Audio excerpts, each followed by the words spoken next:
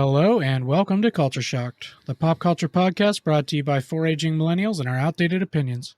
I'm your host, Corey, and with me today is... Hi, I'm Mike, and I'm glad you asked that because I wanted to make this time to explain my evil plan. Did you write that down first, or was that off the top of your head? Hi, I'm Doug. Before we get started, does anyone want to get out? Good. Hail Hydra.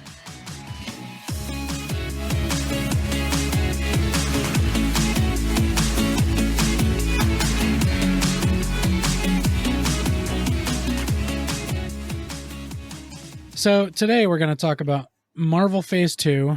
We talked about Phase 1, I think like a month and a half ago or something.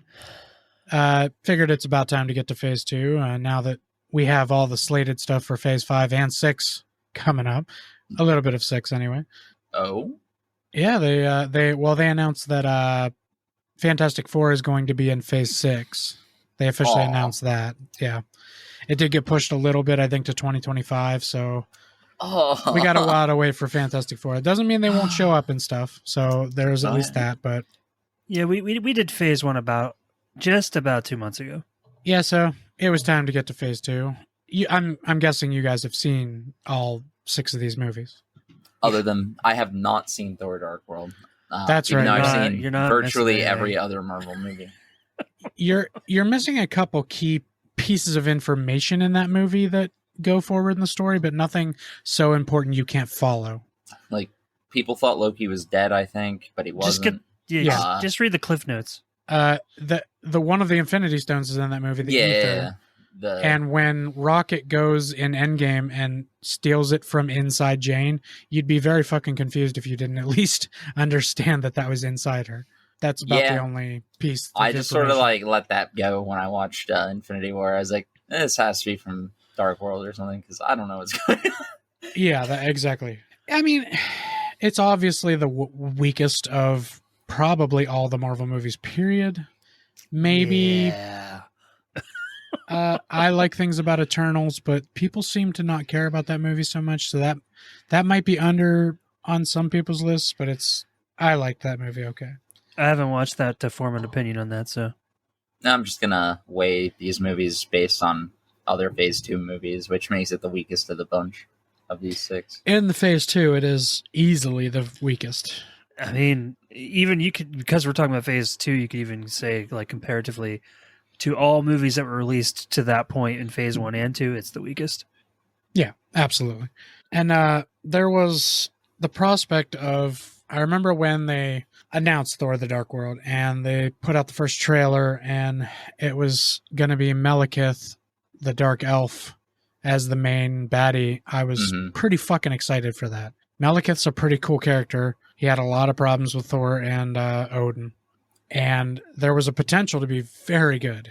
They just made him so generic.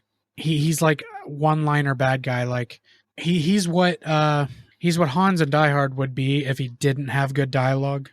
He's just a generic terrorist type. I thought you were taking a shot at Han Solo, and I was about to be so happy. I would have quit the podcast. No, I'm just kidding. He's basically Han Solo. Generic one-liners all. I'm just kidding. I don't care much for Harrison Ford, but I like Han Solo. I mean, hey, we all have our questionable opinions. It's true. Adrian likes Seinfeld. Got him. Can't even defend himself. I do want to take shots. Point out that one of Thor's, I don't want to say henchmen because they're not, but like his Fantastic Four, his posse, One Don't of them have a name. I'm sure they do. I don't know what it is. The Rough Riders. I don't know. I think they call them the something 3, the right? Night something, and Lady Sif. They're the Bloods. The oh wait, no, they're the Crips. I'm sorry. Lady Sif and the Warriors 3. I think. There it is. Yeah. Yeah. See? That's But I think that's more just a familiar. funny thing they say. I'm not sure that's actually what they're called, but I mean, they recast Fandral for that second movie, and it's Zachary Levi before he was Shazam. I would like to point that out. Zachary Levi's in this movie as one of his Warrior 3. Jeez. He's in both DC and... That's right. He's another one of the actors. He's another one of those actors that are both in DC and Marvel, kind of in the background. Like one of the top 3 fucking DC universe live action movies. That was and actually good. But was also in the worst fucking Marvel. Yeah. That's probably why he went to DC. He switched to DC as soon as this one ended. Yeah, Shazam's actually a solid movie. It is. Never watched I the really second enjoyed that one. There's not a sec. There isn't a second one yet. If you like Shazam, you'll love Black Adam. I promise you. It had similar tones to it, and it was quite clever. I'm not going to say much because I don't want to give anything away, but it's a very good movie. Yeah, I mean, if you want spoilers, just go listen to our bonus episode. That's right. I'll listen to it right before I go see the movie. I hope Great there's idea. no spoilers. None whatsoever. No, not at all. They go listen to the episode, and right at the very beginning, we're like, "This is heavy spoiler." Why'd you guys sons of bitches lie? still be comments saying, "Why would you put spoilers in the episode?" How the fuck we're gonna do an episode without spoilers? We just watched it. I don't 100% remember if I put spoiler warning in the Oh, I don't think you did. the description, but I definitely put it at the beginning of our episode. Before Dude, before I we put it right in the title. well, I said before it we very talked clear. about anything, he said it very clear that there's Yeah, spoilers. fair enough. Yeah, it was. I made it very clear that I even said, if you haven't seen this movie, pause it, Yeah, go watch that movie, and come back Then and come listen to back. this. I made a joke about a retention rate for that. But, yeah. It was okay if it's at the very beginning. But like that is obviously the dark horse, if you will. Yeah, There's a but couple. on Star Wars con. Yeah, as a Marvel ridiculous fanboy, I'll admit that I found enough in Thor: The Dark World that if I were doing a marathon of the movies, I'd watch it again. But I'd watch it right before bedtime in case I fell asleep. So This is what I'll say about Thor: Dark World. 15 minutes of it's important to the whole plot of all of the Infinity Stones, you're absolutely right. and you don't need to see the rest. Literally, the only three things that come up is the ether, Infinity Stone, his mom dying. Yep. Which you don't really need to know that, but if you go from Thor to Endgame and find out she died, you're gonna be like, well, where the fuck was that? Yeah, I just, like I said, I'm really good at just kind of shrugging those kinds of things off. So I was just like, I guess she died at some point. Plus, Whatever. Right, exactly. Plus, it has a really cool post-credit scene where two of the Warriors 3, Sif and what's the other guy's name? Volstagg, the big barbarian-looking guy. Oh yeah, that They guy. take the ether to the Collector, Benicio del Toro's Collector. Yeah. Oh. And he says, I'll hide this for you. Even that's why when Thanos is getting all the Infinity Stones, he gets the one at the Collector's place because they took it there. Okay. That's why he has it. So those are the only things that are important to that movie. They're pretty important pieces, but you can follow without them. Yeah. So like I didn't feel lost. It was just like, that must have happened, and that Exactly. happened Something. off screen somewhere. yeah, that's just my general assumption. exactly. Most people can shrug that off, but people like me that are like too detail oriented, I probably would have picked that up and been like, all right, I'm missing something. All I know is anytime I rewatch these movies and I'm trying to do the whole like chronological order as far as like the timeline goes, I skip this one. Not gonna lie. I absolutely have skipped it when I'm doing marathons, but it's like 2.5 hours long. there are It's okay. There have been years where I want to be a completist in my binging, and I will. Would be the word. Well, either way, No. You guys like to harp on me and stuff. I want to be a communist about it, and I want to. There we go. I'll add it in there because I have to. So that's really the only, in my opinion, the only completely fuck up movie of this phase. Oh, definitely. I like everything else. Yeah, I'll just get this out there right away. I actually enjoy Iron Man 3 far more than 2. I do too a lot. I love it the gets whole, so much hate. I love the whole PTSD aspect behind it, where he's like freaking out and he's trying to figure out who he is. I love it. I think that's actually why it gets a lot of hate, is because compared to most Marvel movies, it was kind of darker as far as like the message and everything that you're getting in the movie. It had like that triumphant hero theme of the hero doubting himself, but then stepping back up. But by the end. It was a lot darker than most of the movies had been to this point. I mean, the jokes. I mean, are still it there, did come out before the Dark World, so yeah. Most nerds wrote it off because the Mandarin ended up just being Trevor Slattery, a bumbling idiot actor. That was a little That upsetting pissed me that they off. teased the Mandarin and then, Then again, the Mandarin isn't even like Tony's big. No, he's like, but they got like Ben fucking Kingsley to play him. I know, So excited. and it was a nobody instead. In all three Iron Man movies, the villain was kind of a swing and a miss anyway. So he had the weakest villains, I think. Yeah. See, Iron Man 2, I hold right up there with Thor 2 as being the worst of the MCU. I love Mickey Rourke. I love Mickey Rourke, but that Whiplash was such a lame. Whiplash was very bad. Yeah, it did not hold up to like Jeff Bridges in the first movie at all. Well, if Robert Downey Jr. wasn't such a fucking phenomenal Iron Man and Tony Stark, those movies wouldn't be good at all. Sam Rockwell's Justin Hammer was okay. He was pretty funny. Well, yeah, but he wasn't really the villain. He wasn't the villain. He was just a greedy asshole trying to make money. You're right. Obadiah was definitely the best villain of the three, but he wasn't exactly like fucking fantastic or anything. No, that's coming in 2025. Oh, right. Fantastic Four. Yeah. Like I enjoyed all the different suits and how they were like AI and that was pretty badass. Them working with them.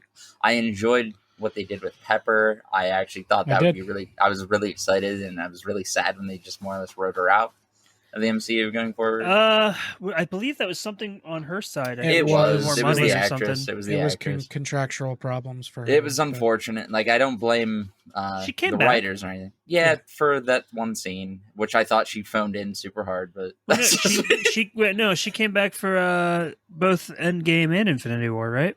Yeah, she was there for a while in both. Yeah, she was there for a paycheck, that's for sure. Was she contractually obligated to do that, or no? She was out of her contract when she left that first time. Okay. They don't sign the small peons usually to more than 2 or 3 movies. It's the big actors that end up getting 6 movie contracts and then extending if they want. Well, I mean, she was a pretty big actor. No, she was I'm not saying peon as in, I'm saying Pepper Potts is a peon in the world of Avengers. Okay, in the world of Avengers, sure. Yeah, I didn't. In Iron Man's world, pretty fucking important. She's very important in Iron Man's world, but in the grand scheme of things, she's pretty low on the totem pole. Like she was great in the first movie. She was.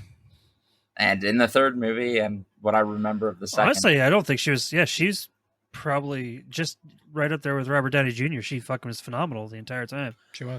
Why is the actress not coming to mind? The name Gwyneth Paltrow. There we go. Yeah, and despite what her weird vagina candles and stuff that she sells now, smells like my vagina. Okay, $75. Don't ask me why I know the price. What? Is that? And don't ask me why there are 7 on my shelf. Are you burning a Paltrow candle right now? This smells like vaguely like that vagina. I recognize that smell anyway. Smelling quite Paltrow in your home today. That's the smell of her vagina, guys. Ode to Paltrow. So yeah, Iron Man 3 was actually quite decent. I liked it quite a bit. That fight at the end when he has all the suits and he's jumping in and out of them to do different, because they all have different features. That's really fucking cool. It was really peak Iron Man. Yeah, I remember when I first watched it, and it was probably because of the whole the Mandarin thing was really fucked. That pissed me off. I think I hated it. I have this feeling. I was very upset. Mike, are you saying you watched it, then after giving it a second chance, you realized you liked it? No. Did you have a headache? I've watched it. No, I've watched it a couple times and didn't like it. But when I got a little older and like more, the sun was in my eyes. More quotations wiser, and I can understand. My Coke was kind of flat at the movie theater. It just wasn't a good day, guys. Now, when I started, thinking about the PTSD aspect of the movie and everything, I personally feel that was the main villain of the movie and not actually. Yeah. There you go. I like that he had to figure out how to be a hero without his suit. I like his interactions with that kid. Yeah, that kid was basically great. Like showing him why Iron Man was still important and needed. Do you think we're going to see that kid come back and become the next Iron Man? No. I do. He was already at Tony Stark's funeral. Doug's like, no. They already showed that actor at Tony Stark's funeral, so. Was it the same kid? It was the same kid. Oh, he had to have been so much older. I wouldn't. He's in his 20s I would have never recognized. Yeah, I didn't realize. All right, maybe that's possible. Yeah, or no. Well, everybody was at that funeral. Like every character that ever existed. I wasn't. But think about how many kids are now getting older in this world. Cassie, Ant-Man's daughter is getting older. Morgan, Iron Man's daughter, is going to get a little bit older. Kate Bishop is now in it. They have that kid from Kate Iron Bishop, Man 3. the next Hawkeye. I mean, and not to mention that I don't think you guys care if I spoil She-Hulk stuff, do you? No, I don't think I'm going to ever be able to. You're never going to watch it. I don't think I'll ever watch it either. Neither of you will. Neither of you should. Doesn't matter. They're not doing Jenny justice in that show. Nope. It's a lawyer drama. It's a lawyer drama, and I'll get into this another time, but they kind of fucked that show up. But yeah, I heard it was okay at first. It was okay at first, but she broke the wall too often. It kind of got old, which is supposed to happen. But it's supposed to happen. The way that they do it, she it's does fucking it up too many times an episode. And there needs to be more story. Please, they keep doing this thing where they're like, "Look at us, we're so self-aware of the material." Ha ha ha! And that was never more apparent than in the finale. But at the very end of the show, Hulk shows back up, and he has his kid Scar that he brought back from Sakaar. Oh, so shit! Scar now exists in the universe. Oh fuck, dude! So that was at least that cool. means they just skipped over all of Planet Hulk stuff. That doesn't mean they skipped over it. It just means they showed us he exists. Now it might go back and show where Hulk was. I hope so, man. Because I want Planet Hulk so bad. And they are giving Mark Ruffalo his own Hulk movie, so it's possible that we get that. Time. But they don't know when. They haven't promised him a date yet, but they are giving him something. Man, if they do Planet Hulk, I will. They're gonna have to make it. He's gonna have in the to. theater. He's gonna have to kind of go back to brutal Hulk, though. He's got to be a little more brutal than he is in the movies. Planet Hulk, yeah. I don't really get into the whole what they're doing with Professor Hulk thing because it upsets me. But it doesn't bother me, but I do need him to get comic relief, man. But I do need him to get more brutal if they do a Planet Hulk movie. He's not going to work as Professor Hulk on Sakaar. Yeah. In Planet Hulk, he literally takes over a fucking planet. Yep, he kills as a gladiator in an arena. He kills people to become the Supreme, and then his son goes a little crazy. I don't want to get into the whole thing, but Scar's pretty fucking evil eventually. Yeah. So I'm not sure if they're going that route with him. He kind of looked like a bit of a pussy in the end of the show. Yeah. So I'm hoping he's not I'm hoping they're not changing his character to being more like Professor Hulk, but we'll see, I guess. But it was kind of cool that they brought him in anyway. You want to talk about people who switched from Marvel to DC? Talk about the director of Guardians of the Galaxy becoming the head of all of DC's animation movies and TV shows. Wait, no. Their animation is perfect. Don't fuck with that. He's in charge of all the stories now. They actually rehauled all of Warner Brothers and DC. They're all gone. Everybody who was doing anything is gone. Their animated stuff was fucking top tier. They rehauled it all. Their animated stuff from the last couple times has kind of been the last couple movies have been subpar. Like what? Like they fucked up how many? Did they fuck up 2 Batman? Yeah, they fucked up 2 Batmans. That last movie, that last Green Lantern movie. I haven't seen that. Beyond something or I've Fear. Not seen that I can't remember. I've seen virtually every single one, but I've not. It's on. It just got put on HBO Max, and it's not. They were fucking phenomenal. They were amazing, but the last couple ones have been kind of rough. Trust me, this is not me hating on DC because I love all DC animated stuff. Well, I hope I fucking love it. The best part about the animated DC stuff is how true to the source material they always remain. Like it's always almost panel for panel. Sometimes it is. It is James Gunn, and I will say that I mean, he's good. I don't remember the character's name, but there was a character he wanted to use in Guardians of the Galaxy that was actually really important to the comics. He was a really old character from the original Guardians. That apparently, a toy company has the rights to him, so you couldn't use him. Yep, and that they have had the rights to that character since the '60s, I believe. They hinted at that original team at the end of the second movie. I believe that actually comes up in the Netflix special, The Toys That Made Us, at one point. Nice. That character from the Guardians. You know what? I found out recently. Oh, I didn't know that Michael Rosenbaum was actually in Guardians of the Galaxy too.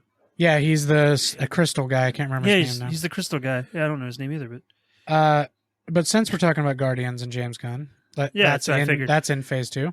I figured that I was trying to use that as a segue. We can kind of go into that. Were we done with Iron Man 3? Okay. I mean... Yeah, it was a great movie to nerds, but yeah, let's get to the big ones that everybody actually cares this here for. Yeah.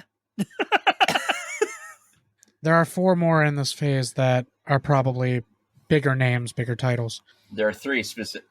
Yeah, or Actually, 3 specifically, I guess. But yeah, they're all 4 of these are actually fantastic. To me, all 4 are great. Yeah. I kind of wanted to jump into this one in particular because out of the last 4, this is the one that I thought was just going to be absolutely terrible. I thought it was going to suck, and Why? I did because I knew nothing about Guardians of the Galaxy. Well, I knew a little bit about Guardians, but I mean, when I saw, I didn't watch the trailer. I just saw like posters and stuff, and I'm like looking at like what the fuck even is this supposed to be? And then I'm supposed to expect because I knew nothing. Again, I knew nothing about Star-Lord. I'm supposed to expect Chris Pratt to come in and play a fucking Marvel role. I don't understand the hatred for Chris Pratt. He has never been bad in anything before. Yeah, not really. Before Guardians, he's always just been comedy. Well, he still is. And I didn't know Star-Lord was Didn't anyone learn anything from Heath Ledger? Yeah, I mean, and fucking Robert Pattinson now. and Bryan Cranston. You got to remember though. You got to remember though, but the Guardians of the Galaxy came out before. No, it didn't. Before Robert Pattinson's Batman. Yeah, but it didn't come out before Heath Ledger's Joker or or Bryan Cranston's Walter White. Then again, you just fucking watched Breaking Bad last year. I finished it 2 years ago now, but has it really been 2 years? It's been 2 years. It's been 3 weeks. It's been 84 years. It's been 84. But yeah. So, and then to top it off, and I feel bad because I wasn't alone in this. The fucking producers or the people in charge of Guardians of the Galaxy also thought this. When I found out that Batista was going to be in it, I was like, really? You're going to throw a wrestler in there? Dude, he's top tier. I was extremely upset that they were putting a wrestler in this movie. Well, because notoriously wrestlers are not good actors. Hey, haven't you ever seen the show where WWE's The Edge is listed in the credits as WWE's The Edge, and he plays the sheriff of a town? Oh God, no, and nobody else has. That's why I was scared. Here, this is actually going to be kind of cool that where my listening to Hulk Hogan movies, the Inside of You podcast actually is going to help because I listened to the Dave Bautista episode, and he said that he auditioned for Drax. His agent told him to do it. He's like, "Hey, I got this really awesome part for you. I think you're going to kill it." And so he auditioned, and they kept like giving him the runaround. Like he didn't understand why. Like they just kept trying to find somebody else. And later it was revealed that they felt the same way. They did not want a wrestler. There was a stigma there where they were just like, we don't want a wrestler. Luckily, with Dwayne Johnson, now Dave Bautista, and John Cena, that's all kind of going away. Yeah, I was gonna say like it's not like the old days of like the fucking god awful Hulk Hogan movies. Well, like okay, Man. I mean the best movies ever. I got you for 3 minutes. Listen, the only time I saw Dave Bautista do any acting before Guardians of the Galaxy, Sam Raimi, was in what? Oh, Sam Raimi. Oh, okay, yeah. Fuck, I got where you're going with that. Thanks, Adrian. Yeah, he didn't flip him off though. The only thing was because Adrian didn't say it. It did throw him off because Adrian didn't say it. All right, sorry, Mike. Go ahead. The only thing I'd seen Batista do before this, and again, I'm going to bring this up. He did one episode of Smallville where he was like this fucking alien brute that just ripped people in half. But his acting wasn't exactly like an alien brute that rips people in half. I mean, I guess it was kind of Drax, except evil. In the comics. Well, in the comics, Drax was a lot more brutal. Yeah. But I mean, the acting wasn't the greatest. But then again, it was a CW show. Not all the acting in that show was great. No, it's not. Mike, I like CW shows too, but none of the acting is great. No, you don't go to CW shows for acting. Real. That's why Grant Gustin would never make it on the big screen. I don't believe that. I know you don't. No, I've already seen him in a movie that he was phenomenal in. Yeah, the dog movie we heard. Yeah, dogs. Well, Doug will never fucking watch that. No, I might eventually, but I don't know. I'm sorry, I heard dogs and I fell asleep. When I was actually living halfway across the country when Guardians came out, and I wasn't around my normal nerd friends, and I didn't really use like Skype or any kind of FaceTime or anything like that. So I was kind of stuck with, I love my cousin Heather, but she doesn't know a whole lot about this stuff. And her husband at the time was kind of a nerd, but I think he was acting more than anything just because I liked it. That's nice. At least that, hey, Yeah, if people at least that aren't interested, that at least pretend to be for your sake, those are good people. So I did all I could to be excited for this movie, and it actually might be the first thing I ever posted about. Like, not on Twitter or anything, but I think on Facebook I shared some pictures of the trailer, and I was like, I don't know, guys. I'm not sure about this one. It looks a little too 80s and colorful, and I was way wrong. I went and saw that movie 3 times. It was before so it was 80s and colorful. Exactly. And that was the beauty. That was the best part about it. The sound, I don't know, man. The soundtrack was pretty fucking awesome. Completely right, but having the total wrong stance. Like, I love that speech he gives at the end. He says, "You know what I see when I look around? Losers." They're like, what? So I went into this movie with reservations when I first watched it, and shocking. Just that opening scene. Just that fucking opening scene, I was like, I think I'm going to like this movie. Like, it's funny, Mike went into this with reservations, but when we went and saw Black Adam, he had to talk me into not having reservations. I did, yeah. Well, because it was a DC movie. He's like, dude, this is going to be good. I didn't believe him. It was DC. I was like, I don't know, man. But I was wrong. It's also very good. Listen, every now and then, even a blind squirrel finds a nut. Just like that. Yeah, I mean, like, that's Black Adam for DC. They had Man of Steel, Wonder Woman, and fucking Shazam.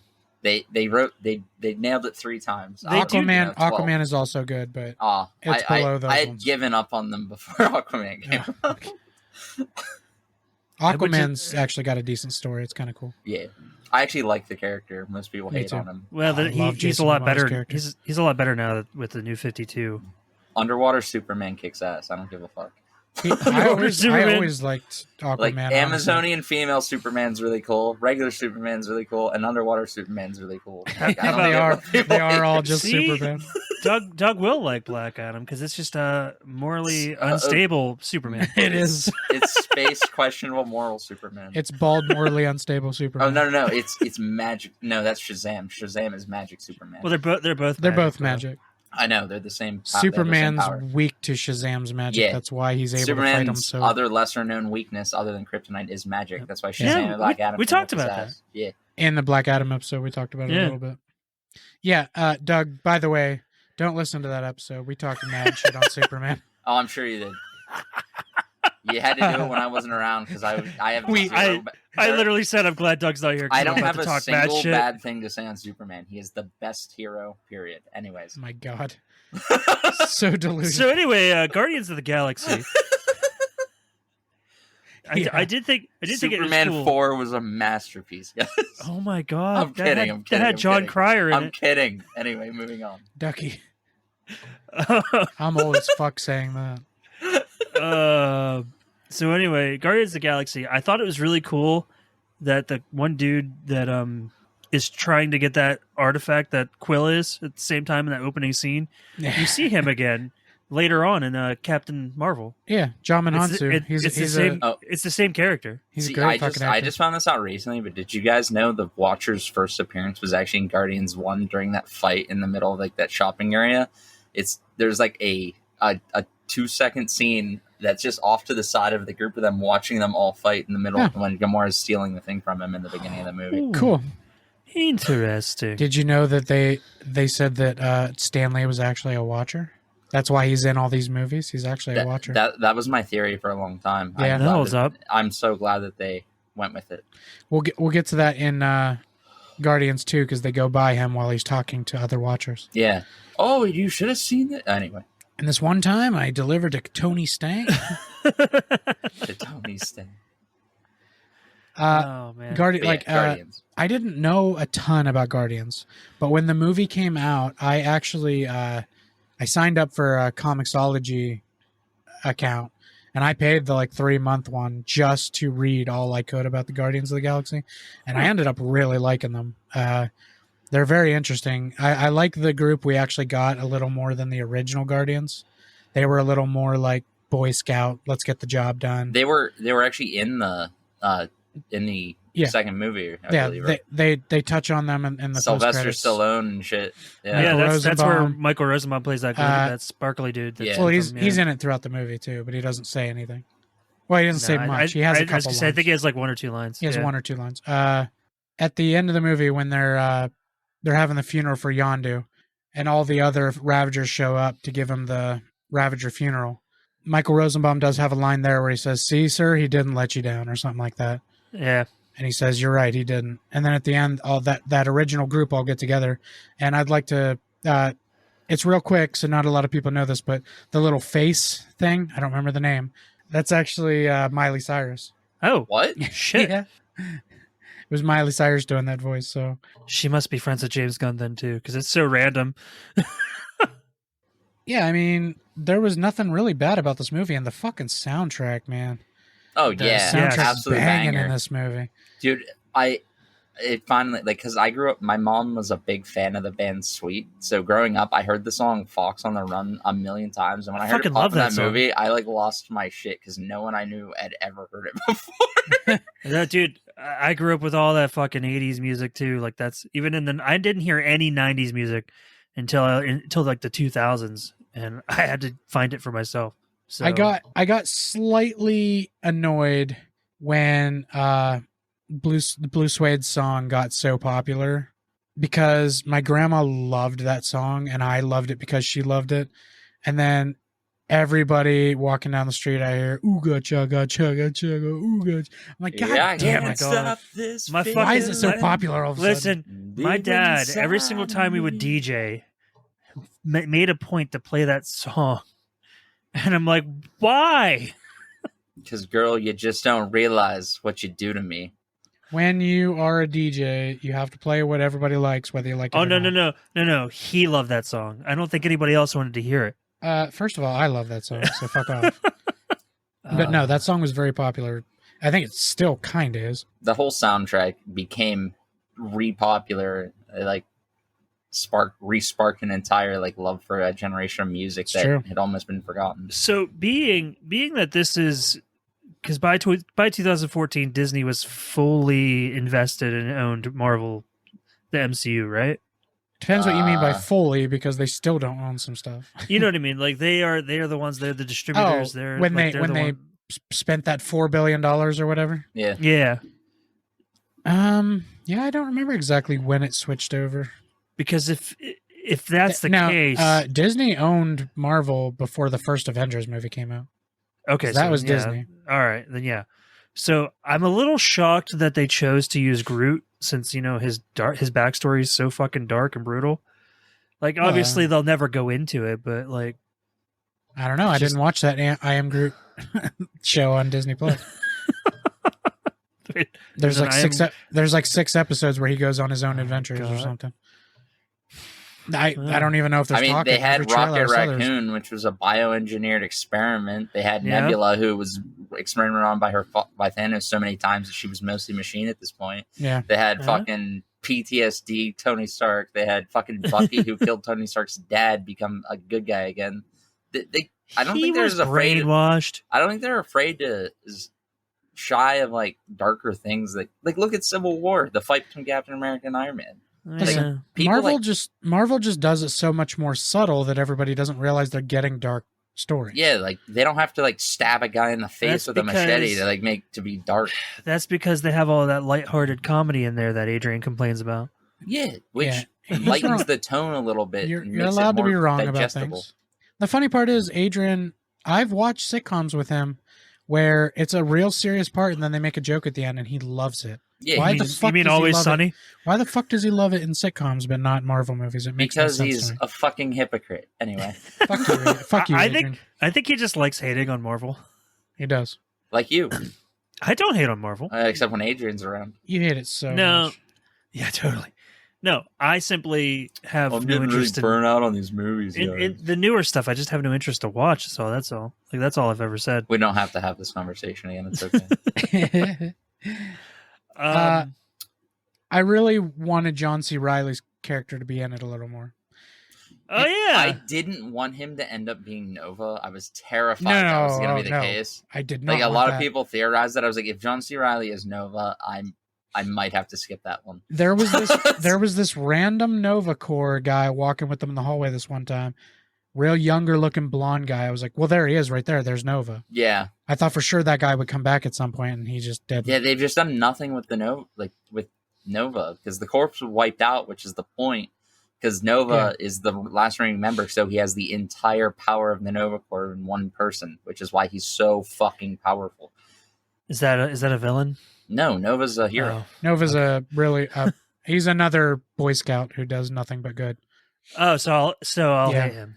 He's Space Captain America, bro. He basically is, yeah. Captain America in space. Mike, the guy you were talking about earlier, Jamin Hansu, he played Korath. We actually brought him up last week in our Black Adam episode because he's in Never Back Down. With Amber Heard. Never Back Down's actually a good movie. That's what we were talking about. Very good. Like, shockingly good, honestly. It's weirdly good. That's what I said, because when I brought it up, I was like, it's a guilty pleasure of mine. Corey's like, that's actually a good movie. I was like, no, I'm going to jump on the train with you. Like, I watched that movie expecting like it to be trash, and I was like, wow, this was so good. That movie is the reason that Kanye West Stronger is on my workout mix. Because when he's going to fight that guy and that song's playing, I get pumped. And I'm not even there. That's the one Kanye West song I listen to. Exactly. There's only two that I listen to. That one and Power. I don't even know what that is. I might listen to that one. I've honest to God never sat down and listened to Kanye West. I only listen to that There song. are songs that I've probably heard that are Kanye West. I pointed it out to you. Power played in Black Adam, I think, when he was fucking everybody up. Oh, then I did like that song. Yeah. And where was some guy like, hey, Black Adam, you gotta have power for that boy to work. I don't know, Doug. You have to watch power, the movie. I got all the we don't need power where I'm going, and then he flies away. Where we're going, we don't need power. I am confusing something. Where we're going, we don't need any power. Doug, I can't wait for you to watch the movie because I really do want to hear your opinion on it. All right. That's why I won't ruin anything. I'll get to it when I have the chance to. Well, either in theaters or it'll be on HBO Max in a month or something. Well, it depending on how good it does, which is doing fucking phenomenal. True, right now, they might keep it out a little. They said they that's why they didn't release the last one. I'm trying to remember what the fuck it was, because the Batman got released 45 days right afterwards, like on and the dot. And it still stayed in theaters for like a fucking year. Well, that's because that movie was fucking phenomenal. Yeah, best comic movie to date, yo. I would agree. Yes, Corey, I know The Dark Knight. It's strong number 2. It's a strong number 2. Listen, Dark Knight and the Batman go back and forth for me. They both have qualities that make it a better movie. So what I want to say about Guardians is that it rivals, for me, the fighting, like all the fighting that happens in this movie. It rivals like the same fighting choreography in the Captain America movies. Like I think it's very well done.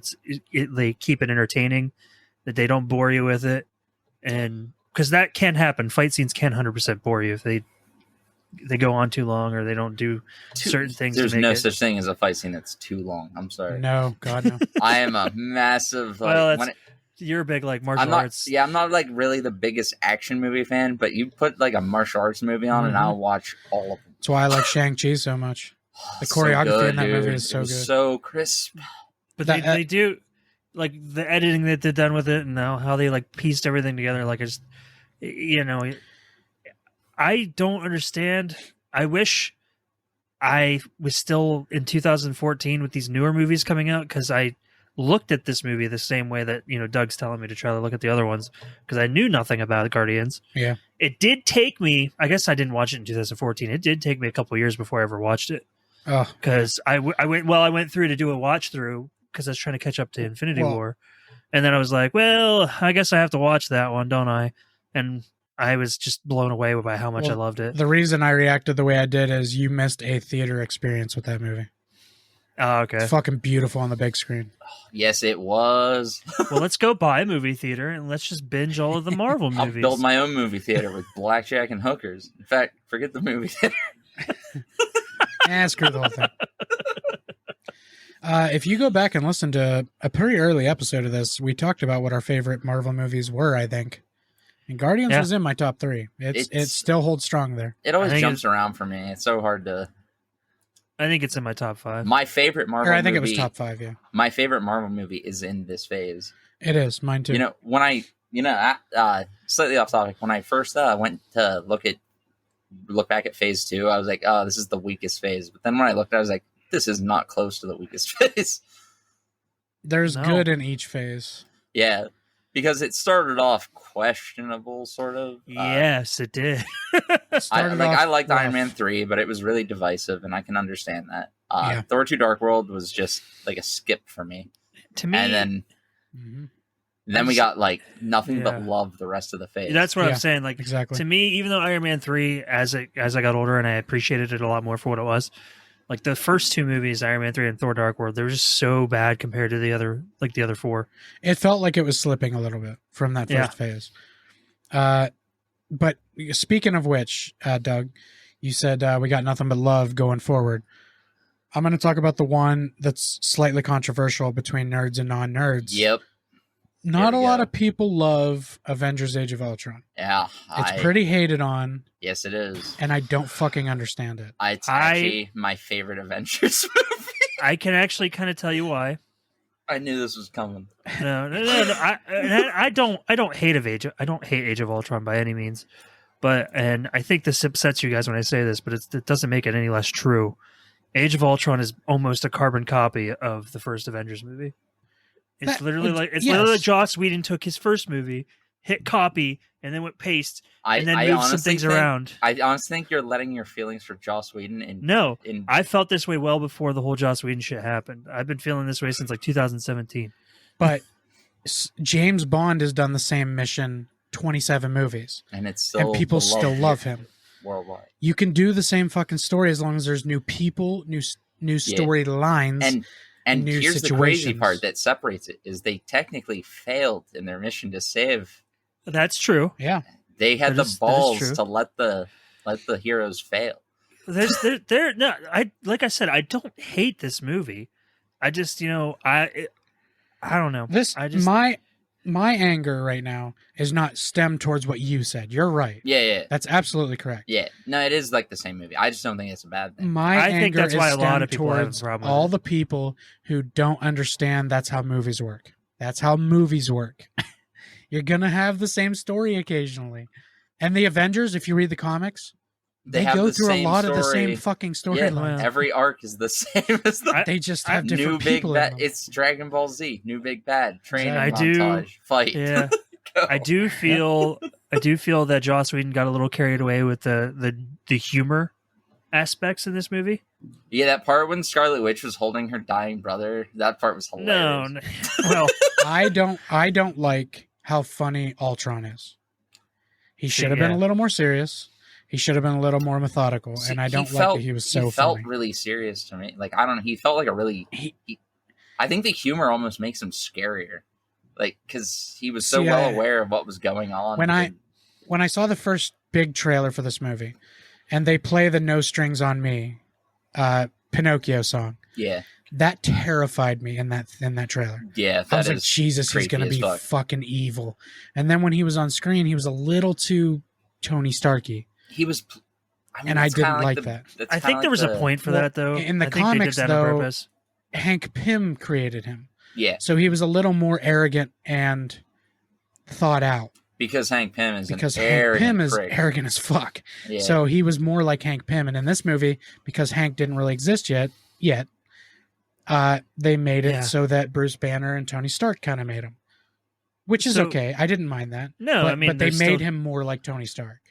So my thing had is like that he made a lot of like one-offs and exactly.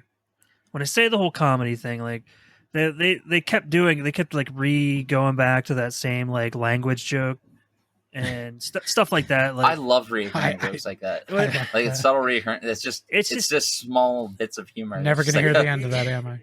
It's just in the first movie, the first Avengers movie, the jokes were fucking they were really good. They were put in the right amount, like they were put in the right places. The campiness wasn't over the top. It was a little over the top in Age of Ultron. That's all. I'm not hating on it because I love Buffy and Buffy's exactly like that. I'm just saying when you're talking about the fans and why they're a little divided on this, I'm sure that has a lot to do with it. No, fuck them. They're wrong. Yeah, they're wrong. But I would like to point out that I can see where somebody would be coming from if they're one of their biggest problems with this movie is that the twins' accents were fucking atrocious. Those are fucking bad. They should not have let him do that. I was so upset with what they did to Quicksilver and Scarlet Witch. I'm so glad they fixed Scarlet Witch and just got rid of that Quicksilver. Like they had to. See, I love Aaron Taylor Johnson. I really wish they would have given him more and less of an accent because he's great. And they didn't even utilize him as Quicksilver, right? He got killed by a fucking gun. Yeah. He's Quicksilver, dude. He's the Flash of they the did MCU. At least explain it that they had newly powered. Their powers were new to them. So they didn't quite have it down yet. So I guess I can see him dying because... And they totally had to avoid mutants of all types because they didn't have the That's why I still believe that's why they killed him off because Fox was already using Fox did it and did it better, and they also beat the Flash to the finish line, so the Flash can't even live up to that now. Because the Quicksilver scenes are already too good. I'm gonna say they did a pretty good fucking job with it in the Josh fucking goddamn it, the Zack Snyder cut. The Joss Whedon cut. All the stuff they added for Flash was actually quite cool. Yeah. No, it's really cool. It's just because we lost that ability to see it, the coolness of it for the first time. Yeah. Because they beat them to the punch with I am going to give you a slight spoiler. Not really spoiler heavy, but in Black Adam, there's a scene where he's kind of flying around readjusting things in slow motion, and it's very fucking awesome. Quicksilver and from X-Men. Like in the regular version of Justice League, one of my favorite parts of it was when Superman woke back up and the Flash was like, "Oh, I'm going to be real quick," and Superman turned his head and looked at him. And was like, "Oh shit!" Dude, that's one of my favorite parts. Yeah, it was like, "Oh." They kept. I believe they did keep that in for the Snyder cut. It was on the Snyder. Yeah, it was on the Snyder cut. That was probably the only good scene that Joss Whedon added to those the way movies. Flash looks over at him like, "What the fuck?" No one's ever done that before. That was a Joss Whedon thing. He kept some Joss Whedon stuff in there. Yeah. There was decent stuff, but we'll get to a Snyder cut. Yeah. I had to say that while we were on the subject. I definitely want to talk about that. I hated, I loved how every time the Scarlet Witch popped up in subsequent movies, the accent was less and less until they just got rid of it altogether. They did it right. That's what I will say. They weaned us off of it, and they didn't just kill it in one movie. Just like from one movie to the next, suddenly she's speaking English, I wouldn't have complained personally if they just did that and just got rid of it, but they did it. They got rid of it over time. Kevin Feige did it the right way though to make it make sense. Yeah, slip her out of it, and then fucking also make her a fucking crazy powerful mutant with the ability to also use magic. I will say there were some scenes in this movie that I fucking did love. Obviously, I love the whole hammer scene when everybody's trying to pick the hammer up. And slightly moves when Captain America touches it. And Thor's look on his face like, oh god.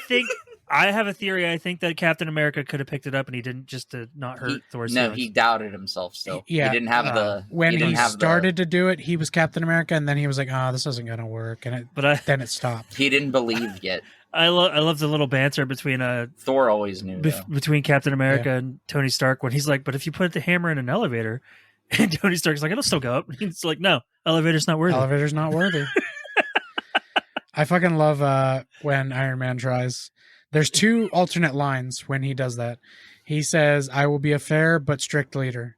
And then there's, "I will be reinstituting Prima Nocta," which is fucking hilarious. Because that's from my favorite movie of all time. So that got me going. I do love that it took Paul Bettany from just being Jarvis to being a much bigger part of these movies. I love the addition of Vision was awesome. I wasn't prepared for them to drop Vision on us I really wasn't either. I was and it just happened like out of nowhere too. Like Thor comes in and everyone's like, "Where have you been?" "I have to do this." It's like, what the fuck is going on? So that was great. Because I love Paul Bettany. Everything I've ever seen him in, he's great. Vision was amazing. And then he picks up the hammer and hands it to fucking Thor. He also talked to me on Twitter one time. That was exciting. Oh, neat. That was just personally exciting. That's just neat. They had to eventually get Tony Stark's Friday in there instead of Jarvis. Yeah. Which didn't bother me. I liked Friday. And I believe this was the first mention of Wakanda at all in the MCU. Yes, I fucking love the way Bruce says Wakanda. Yeah, like he's kind of stammering over it a little bit. Dude, that got me so happy. Into the mix. I was in theaters. I think I jumped up out of my seat and sat back down. I was so fucking excited. See, I went and saw this in 3D, right? So that scene, like when they're fighting all the robots as they're swarming them, was so fucking mind blowing in 3D. Nice. It was so good. The people I watched it with, though, they weren't like impressed with the movie, and I was like fucking arguing with them as we were leaving the theater. Like, so that's why I knew this was a divisive movie. I had a similar situation. Me and my son are the only two that liked it when we left theaters, and I think Adrian might have even been one of them that was like, I don't remember if he was there or not, but we were with a few people. And, it wouldn't be surprising. Even if he wasn't there, I believe it in spirit. So, so in this movie, of course, we're gonna go into a little thing we like to call Mike Hates Love. Oh god, the relationship between Black Widow and fucking Bruce Banner. That was so Hulk good. Thing. I didn't care. It's so good that it's been made fun of in so many movies. Yeah, I loved it. I wasn't against it. I was cool that with whole it, but... okay. So I'm okay with there being a relationship there. It was the whole like sun's going down, big guy thing that I'm like, really, it's fucking stupid. I'm sorry. The only thing I didn't like is that they pretty much just killed off Betty Ross. Yeah. Like, oh, he doesn't love her anymore. I guess Black Widow will do. So that they had to. It was all because of the fucking movie rights shit, though. So I know why. Well, there's a thing though. Like I understand in the comics, Black Widow kind of gets around, so she could have literally ended up with anybody. Yeah, she was a bit promiscuous in the animated movies and the comics, but she mostly did it for her job. well, you know what? Never mind. It's called a honeypot. She gave lots of jobs, that's for sure. I loved finding out and to have jobs, lots of jobs done for you. Check us out behind the 7-Eleven on Thompson and 3rd. Nice. I hope there's not a Thompson and 3rd in the city you live in with a 7-Eleven. God, I hope there is. That would be fucking hilarious. There's still 7-Eleven? Oh, everywhere. Somebody back there just jerking off waiting bro, for us. 7-Eleven is fucking everywhere but Oil City, bro. It's like no, there used to, I missed the one in Clarion. It used to be. Now it's called the Corner Mart or something stupid. Oh. Yeah, small towns suck. Anyway. I really kind of liked that they showed that Hawkeye had a family, and they actually do pay that off in the show Hawkeye quite a bit. Well, you know what? It was really stupid in the movie. Yeah, the very first part of it when he did that whole thing in Age of Ultron, it sucked. Why? But not even because I don't, dude. It felt off. It was just not right. And then they basically take him out of it. Like they're like, okay, well now. I think I'm confused. Wait. Okay, what are we talking about here? Hawkeye's family. Okay. Like that was his excuse for retiring and all that shit.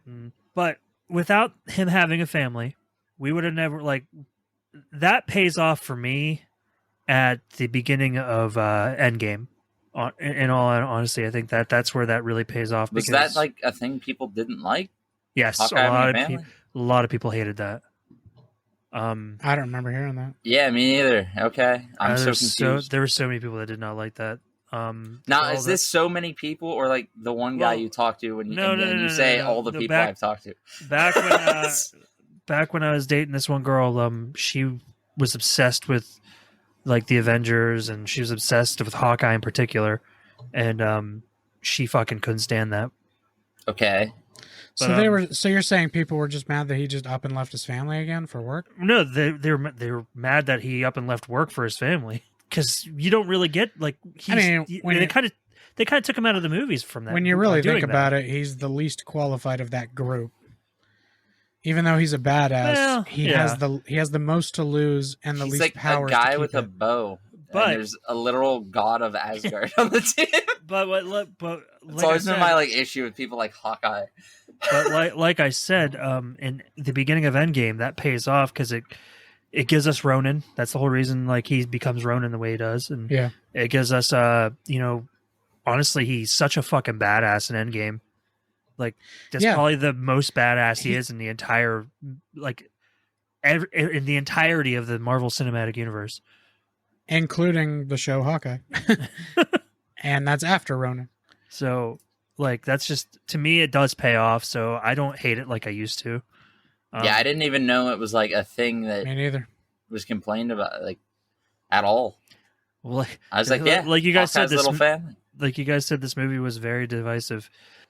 But yeah, I mean, I think that pretty much cements that we all at least liked Age of Ultron, right? Yeah, no, I don't loved it. I don't love Age of Ultron. It's okay up until Infinity War and Endgame. It was I liked it more than the first Avengers. Even so, just because of there's so much more depth going on. The first two are very tied for me, but yeah, they're so. I mean, they're both. Don't get me wrong. The first Avengers movie is so good, but I just loved Age of Ultron. One of my favorite funny moments of the entire MCU does come from Age of Ultron. So, I mean, I can't. That's the one where where Hawkeye's having issues with fucking Quicksilver, and he like aims his bow at him. He's like, I could do it. I mean, do it right now. Hawkeye. Nobody would know. He even calls out to Scarlet Witch. Well, she's not Scarlet Witch yet. She's Wanda, but he calls out to her in that building. There are literal gods fighting out there, and I have a bow and arrow. It doesn't make sense. Yep. He even says like, but if you step out of this door, you are an Avenger. Which, who gave Hawkeye that authority? First of all, why is he allowed to you're Hawkeye. You do realize that him and fucking Black Widow, they're like kind of some of the original Shield members, right? Yeah, but they aren't the original Avengers. I'm sure Nick Fury gave them permission. The only person who gave a fuck about rank in the entire group of Avengers was Captain America, bro. That's true. Probably. Nobody, like Tony. You think Tony Stark gave a fuck about someone's rank? No, fuck no. He didn't give a fuck about much. You think Thor, god of Asgard, gave a fuck about some human's rank? No, he's a god. So Age of Ultron, it's cool. It is, but cool. Strong, good movie. Divisive for reasons I'll never truly understand. Right. You can explain it to me all you want, but I won't get it. You know what? Fans, people who listen to us, hit us up on our socials. Tell us why you maybe didn't like this movie. If that was something you didn't like, I'd love to hear it. Actually, yeah, please do that because I appreciate all your opinions. Honestly, I'm not going to call you stupid, but we're not. I'm certainly going to think it. I'll give you a 3-point presentation on why you're wrong on Twitter at CS Podcast 21. I absolutely will listen to your opinions why, and if I agree with you, I'll tell you I agree with you. If I don't, I don't. But let's move on to another relatively unknown character in 2015, I believe. I think I see we're saving the best for last. Okay. We are saving the best for last. Obviously. We skipped over a really important one. If anybody listening is pissed we skipped one, we did it for a reason. I did it on purpose. Now, this movie automatically got me with Michael Douglas and Paul Rudd. See, I'm just going to... Immediately. I thought it was going to be based on Hank Pym, and I was not excited for it because I'm not a big Hank Pym fan. Shockingly, I know. He's a cocky, smart asshole, scientist asshole. You think I'd be right up my alley, but something about him, I just was never that into him. But I was very surprised and happy with this movie that it wasn't about him and that Paul Rudd was... Yeah, I'm going to tell you right now why I was so fucking excited for this movie when they announced it. Other than Paul Rudd.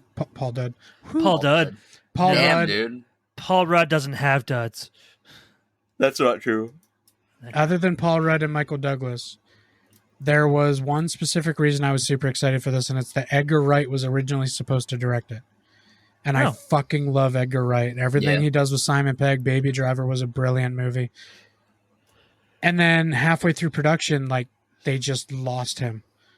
And Peyton Reed came in. Everything fell apart, yeah. Peyton Reed he did an amazing job with this movie.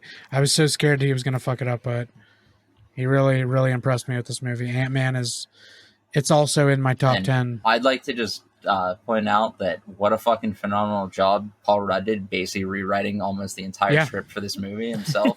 Because I don't know what we would have got, but I'm glad we got what we did. It was going to be more slapsticky with Edgar Wright, I guarantee that. But. I'm going to say if Paul Rudd had been any other character in the MCU other than Scott Lang, it would not have worked. I still am shocked that Paul Rudd's an Avenger. Like, Yeah, it's like so close to my mind. Paul Rudd is shocked that he's an Avenger. Yeah. That's true. Yeah, That's true. He's such a good dude. Like, I love Paul Rudd so much. And he's also a vampire. Oh yeah, the dude doesn't fucking age gracefully as fuck. Him and Jennifer Aniston. Is there something going on the set of Friends that we didn't know about? Didn't you know celebrities need to drink no, the actually, blood of babies to stay young? Actually, no. Have you seen Matt LeBlanc? Well, he didn't. They didn't give him the secret. Did he mostly just get gray? And kind of fat, but that's okay. I'm a big fat man, so I get it. And Matthew Perry got the way he got because of drugs. So cocaine. And cocaine. Also, fuck you, Matt Perry, for talking shit on Keanu Reeves. Oh my god! Anyway, moving on. Everybody's allowed to have an opinion, Doug. Matthew Perry always talks in my shit on opinion, is fuck you, Matt Perry. Matthew Perry's been a well-known asshole his whole career. Yeah, I know. Just fuck him. I still love him, but oh yeah, me too. But fuck you for your opinion. He's the best character in Friends. Yeah, by a pretty wide margin, if you ask me. Ross is pretty damn good too. Ross has unbelievable timing. Ross got a lot better as the series progressed. But we have episodes about Friends. We do that say these exact things. Well, actually, let's put Friends versus 70s show. All right, guys, let's start this. Going into this though, even though it was Paul Rudd, I didn't know anything about Scott Lang, and I didn't know it was going to be about Scott Lang. I thought he was playing Hank Pym. Yeah, like that's why I wasn't like. I kind of didn't know how that was going to work. Yeah, because he's from the 50s, and not only is he from the 50s, but Paul Rudd, he can be sarcastic, arrogant, but he's not a prick like No, it's not Hank even just Pym that he's a prick. I just can't see Paul Rudd being a fucking brilliant scientist character. No offense to Paul Rudd, but I just don't see it. That part I agree with, but Corey, Paul Rudd was kind of a prick in Role Models. He was more of a. That's hard to explain. He was more of like a stuck-up asshole. He was kind of over it. He was over. I mean, I absolutely fucking love his character in Role Models. So do I'm just saying. I forgot all about. I forgot he was in that movie. Christ, it's one of my favorite Paul Rudd movies. I haven't seen that in so long. Nice cow costume. It's not a cow; it's a minotaur. He got this one out of your mom's closet after she let him fuck her. Dude, my favorite fucking scene of all of comedy is in that movie. When he's like, "Congratulations, you're stupid in 3 languages." Yeah. Tall is a large. Large is a large. I think he says 20 ounces is a large. Venti is in fact the only one that doesn't mean large. Congratulations, you're stupid in 3 languages. That fucking like rant about the cup size, man. Yeah. And she says Venti means 20. He's like, really? He doesn't even admit he was wrong for what he said to her. He's just like, oh, that's cool. But about Ant-Man, I was actually we're still talking about Paul Rudd. I was actually super excited that they brought Evangeline Lilly into this because I love her in Lost. She's like one of my favorite characters in that show, Kate. Oh my god, yeah. And they brought her in to be Hope. That actually really made me happy. And I was mad the whole way through that movie that she knew so much about that suit and the earpiece, and that her dad just wouldn't let her fucking do it. It was actually pissing me off. I'm like, yeah, she is the better person for this job. Oh yeah, in every way. Until he explains, I'm expendable, you're not. I was like, oh, I get it. Yeah. I totally fucking get it. Yeah. But I haven't seen the second one. She does get in the suit, doesn't she? She's the Wasp. You haven't seen the second one? No. My God, it's so good. God damn it, Mike. You better watch it before we get to that phase. What phase is that, 3? I believe that's 3, yeah. Yeah. Wait, Ant-Man and the Wasp might be 4. I'll have to look it up. Yeah, when I looked up phase 2, I was caught off guard that Iron Man 3 was the beginning of it. I was actually caught off guard that Ant-Man was in 2. I thought it was the beginning of 3. The phases are so muddled. They are. It's hard to know. These timelines are so confusing. Yeah, that's right. Yeah. I did like Hank Pym as the fucking douchebag mentor though, like teaching Scott Lang. And Michael Douglas is perfect. All Michael Douglas had to do was be Michael Douglas. Yeah, he didn't even have to act.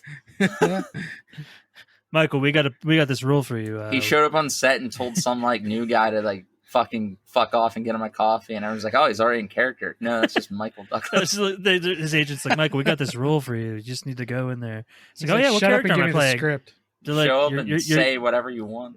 Michael, you're playing yourself, really. Perfect. No, seriously, what's the character? Michael, trust me. It's you. We're going to call you Hank, but just be Michael. Yeah. Because like I don't think Wall Street with a super suit that drinks. I'm not 100% convinced that Michael Douglas knows anything about Ant-Man or probably not. Not think at all. He researched it. He doesn't strike me as the nerd type. He didn't need to. No, he really didn't. Not for that. No. He just needed to say the words. Yeah, I love his best friend, played by Michael Pena. Luis is one of the greatest characters. Am I saying that? His last name is. You do pronounce it Pena, right? Yeah. Okay. Because I've loved Michael Pena in just about everything I've seen of him. He's fantastic in Shooter. I already knew you were going to mention that. That's one of my favorite. That's actually one of my favorite guilty pleasures is Shooter. I was going to yell out Shooter before you don't even know what that is. It's a movie. It's a movie based off a book with Mark Wahlberg in it. It's a really good movie. You might enjoy it. I don't know if you'd like it. He's an ex-Marine. Is it Marine? Yeah. He's an ex-military guy. I think he's like he was a sniper. He was a gunnery sergeant, if that helps you with anything. And he secludes himself in the mountains for years because his partner died. And eventually they abandoned him and his partner out there. This organization sets him up to look like he tried to kill Ambassador. And no. They think because they did kill the Ambassador. Well, either way, they were asking him to set up a to scope out the places that the president was going to be giving speeches, and at first they make it seem like somebody killed the president. They make it seem like they want him for his consultation. Yeah, but they're actually setting him up to make it look like he did it. So, because then they got surveillance footage of him scoping out all these places before it happened. Oh, okay. And then he has to prove himself innocent. And Michael Pena is like a new FBI guy who's kind of bumbling idiot. Yeah. Who believes him and tries to help him clear his name. Okay. It's a really good movie. It's a pretty badass movie, but you're not like a huge just all action movie fan. So I don't like generic action movies, and I think you know what I mean when I say that. That's why I say I don't know if he'd like this movie or not. It's semi-generic. Taken is the poster shot of generic action. Well, there's a lot of there's a lot of gunfight in this movie. There's a lot of gunfight, and it is all about him trying to find people and then killing them in groups. So it is very formulaic. I don't want to say formulaic while we're talking about Marvel, but yeah. Here, let me put it this way: think, John Wick. Yes, top tier action movie right there. Absolutely. It's kind of like it's John Wick-ish. It's like the focus is all on the action. They're not trying to make anyone bigger than they are. There's a lot of story driven stuff in Shooter. It's like the Wish version of John Wick. There's Shooter stuff involved, and there is a love interest, so it is more. Yeah. Well, it is more of a formulaic action movie. Yeah, just a good one. But it is very good. But like I said, Michael Pena. I think I said it wrong now. Michael Pena is phenomenal in this movie. I think I love him in the second. You know what? I did watch the second one. Never mind. Because that's the one where he tells him everything that was going on. Yeah, right? He does the recap at the beginning. Yeah. Okay. I did watch the second one. I apologize. Oh my god! When he gives Walton Goggins the truth serum, and he goes, "It's true. I am the bad guy. I killed lots of people." And then one guy goes, "Holy shit! It is truth serum." We'll get to that though. But Ant-Man and the Wasp is one of my favorite movies. It's funny. So fucking good. Honestly, the casting was really, I didn't even click that was Kate from Lost. Man, you just kind of blew my mind. Yeah, she has really short hair, and she looks way different in that movie. This is 2 episodes in a row. Corey and I talked about somebody from Lost being in an awesome movie. That's true. Hey, Lost is amazing. It is. Anyway, I'm looking forward to that episode too. Wait, have you seen Lost? I've never seen Lost. No, I don't know if we don't. There's not really a lot that I could say about the first Ant-Man movie. I fucking hated his daughter Cassie's stepdad or whatever. He's a douchebag. You got to understand, man. He was a cop. Yeah, but he knew Scott's record. I mean, he had to. They didn't even want him to show up for her birthday. Like, that's fucked up. But you don't know what kind of person he's going to be. He was in prison for 3 years. Yeah, but he was just a thief. It wasn't like he was killing and murdering people. But he was in prison for 3 years. That can change people. Yeah. Yeah, it did. It changed him for the better. He didn't know that. You see how obsessed he is with him in the second movie? He knew that then. Yeah, I don't really think he was a douchebag, in my personal opinion. I would have kicked him out of my house too. 100%. And he didn't even do it in like a shitty way. Like that's even the crazier part. I just didn't like him, but it's probably because I just really like Paul Rudd. I feel like Mike's been kicked out. He's being a dick. Kicked out of a birthday. I haven't been kicked out of it. You've had a bad experience with your baby mama. We don't like your kind here. We don't like you either.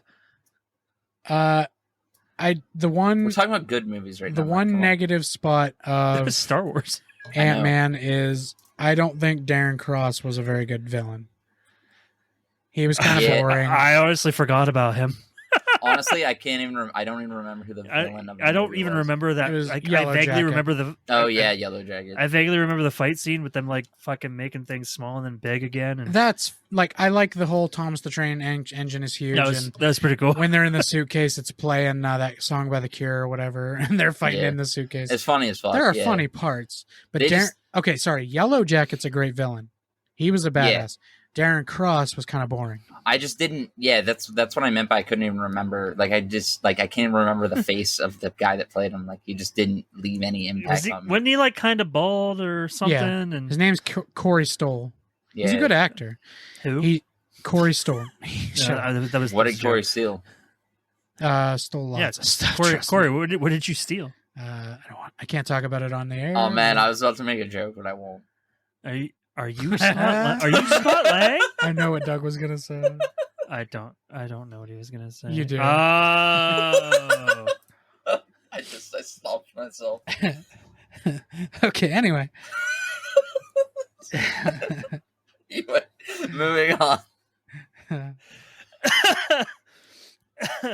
It's okay. I'm sorry, Mike. No, it's funny as shit.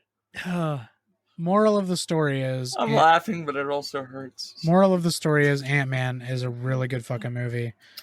I'm really excited for Quantumania. Since we're here, I'll talk about it a little bit.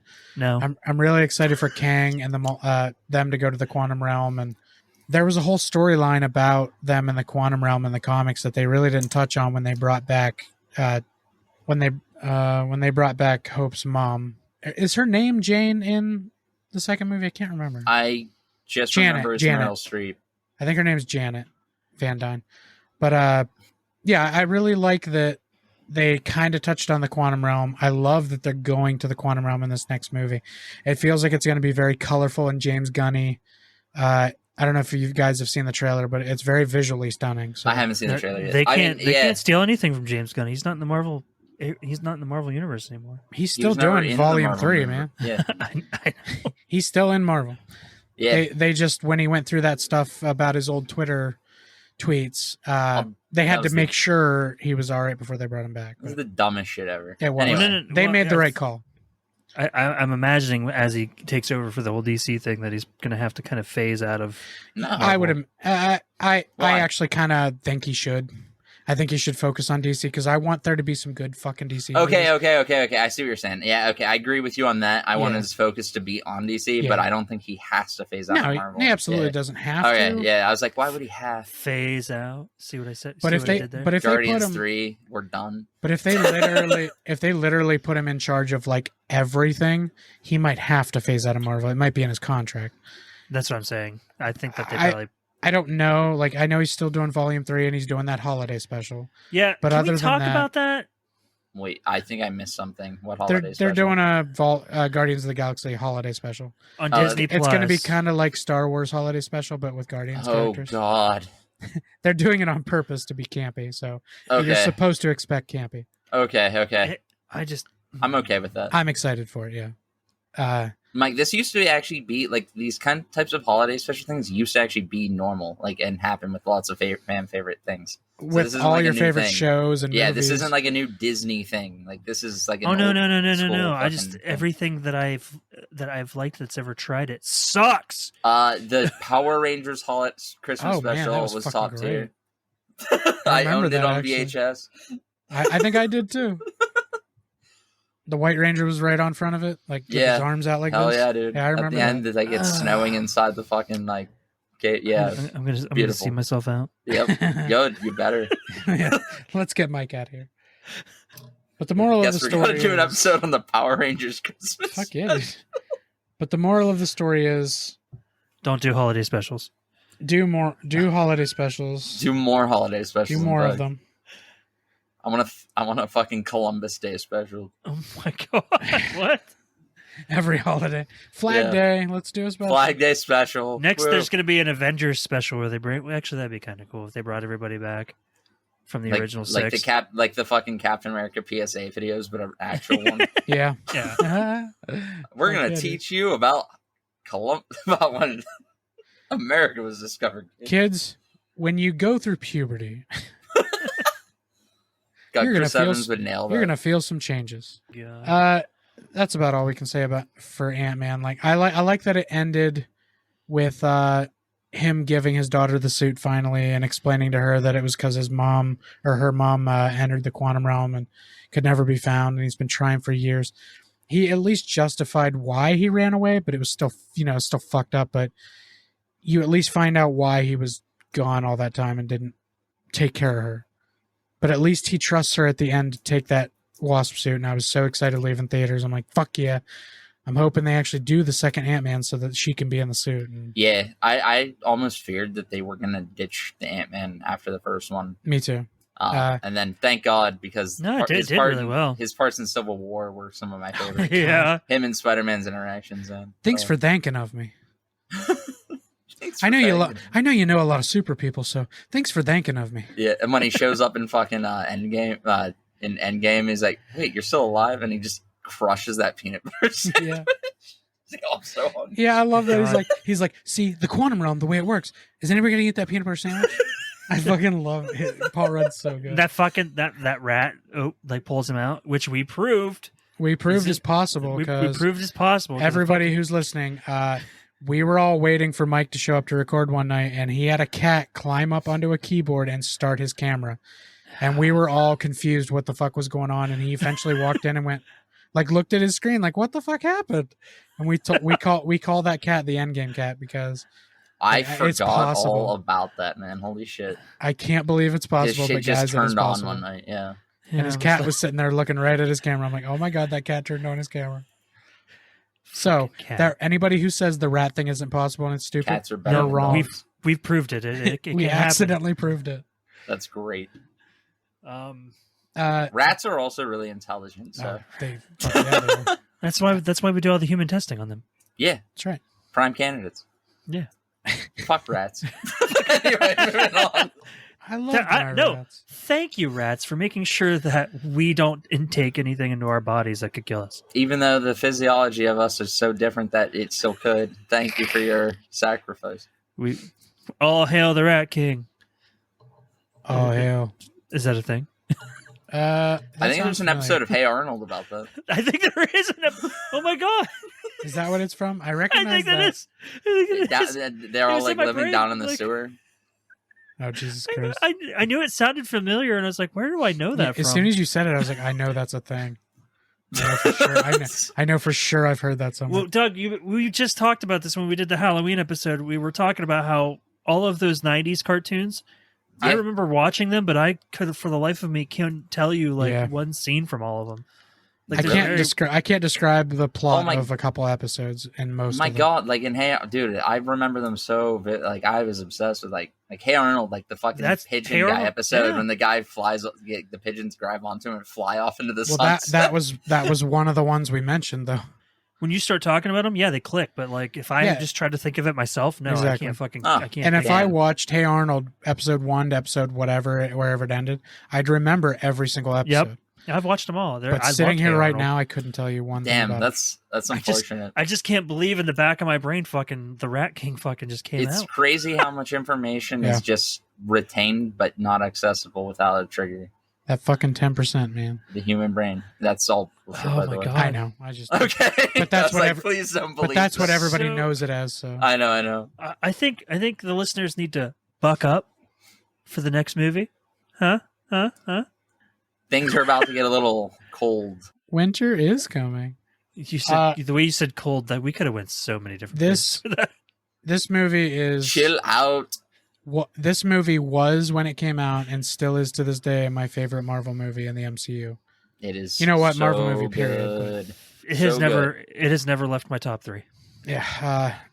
I can't even describe exactly everything about it that makes it my favorite. Best but fight scenes. Not only the best fight scenes, but it's very accurate.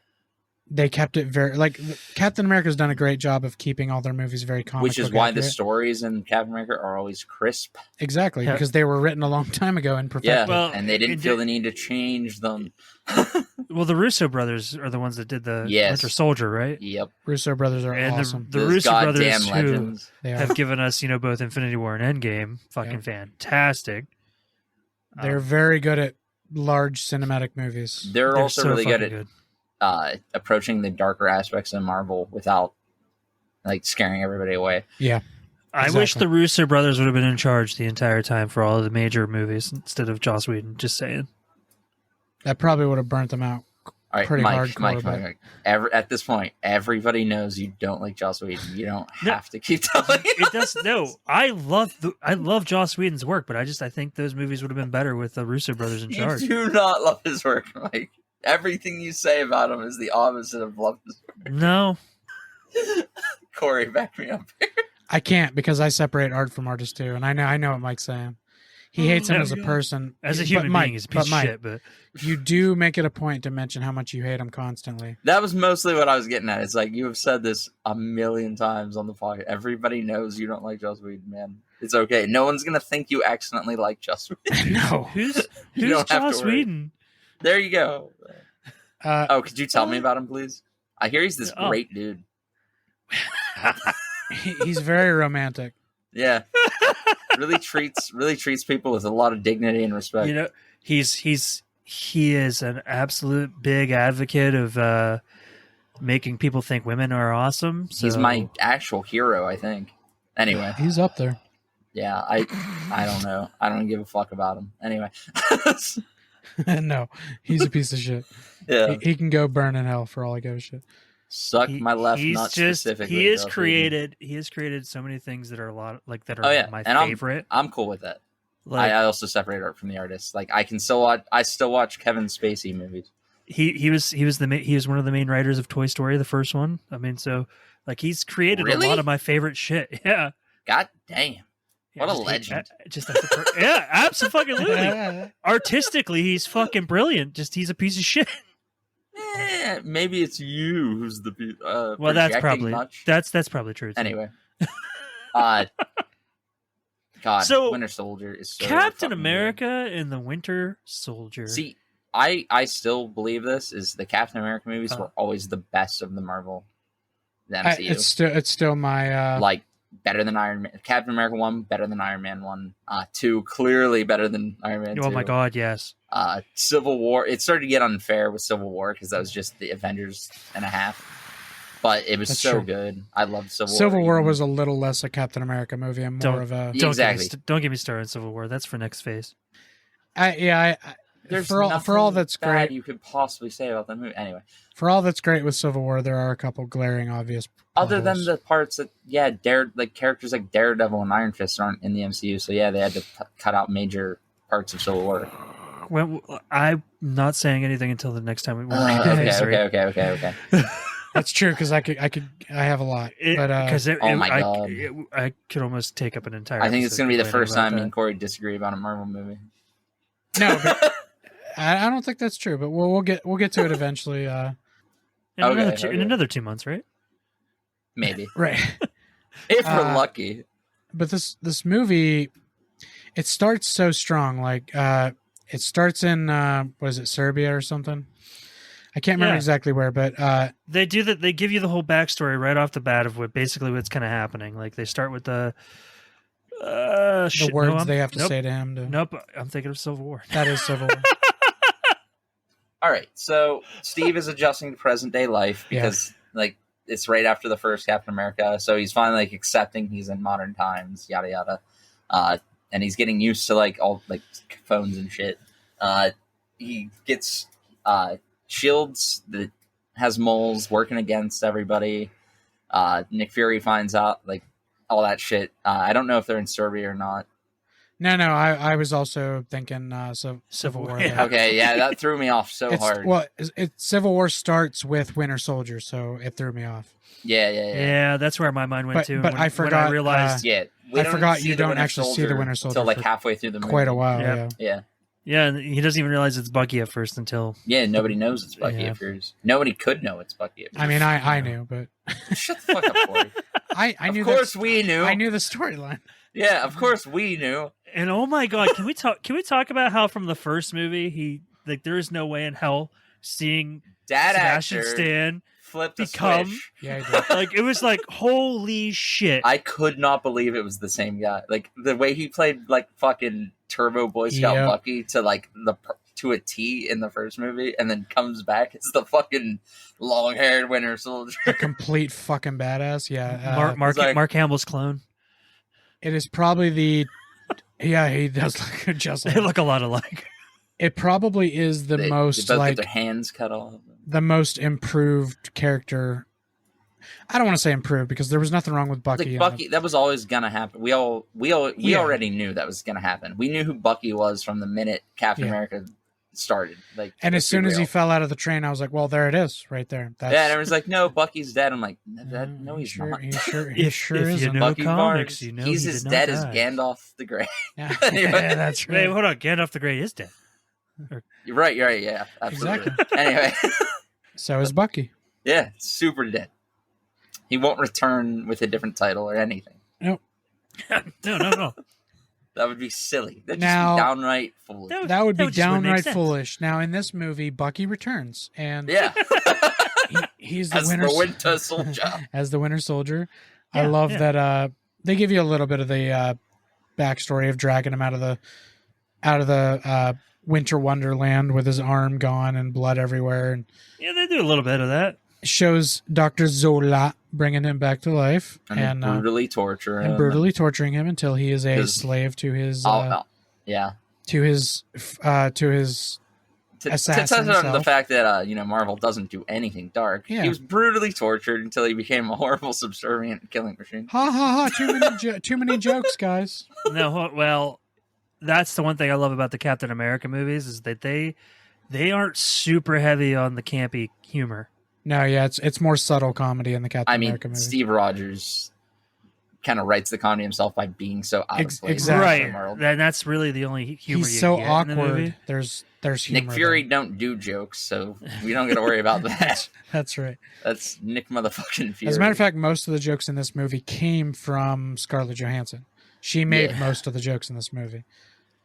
Speaking of Scarlett Johansson hooking up with random Avengers, they made out that one time. Like, they made it seem like they might become Captain America even says he's horny, if you pay attention. Did you not notice? It's Captain fucking America. When she kisses him, she says, "Kiss me," and he says, "Why?" She says, "It makes people uncomfortable." He says, "Yes, it does." She grabs him and kisses him, and she goes, "See, are you still uncomfortable?" He's like, "That's not the word I'd use." Very obvious. He meant horny. I love that joke. I fucking love that joke. As a matter of fact, I looked over at my kid when he said it and then realized he's fucking, I think he was 8 at the time. I'm like, okay, he doesn't get that. He doesn't get, you're like, wasn't that funny, bro? No, I looked at him more like, oh shit, he didn't get that, did he? And then I was you're looking forward to the day you can nudge on the front like, wasn't that funny? He's actually, he's getting a lot more nowadays. So I'm actually looking forward to when he's an adult. Kids grow up fast these days. They do. The internet. Yeah, they do. He's already taller than me. It's fucked up. Really? Yeah, he's like about a half an inch taller than me now. Oh man. And candy. The ironic part. Candy corn. I eat candy corn too. Ass. The ironic part is eat ass. That's what that means. People still call him Little Corey, even though he's a half an inch taller than me. He's still younger.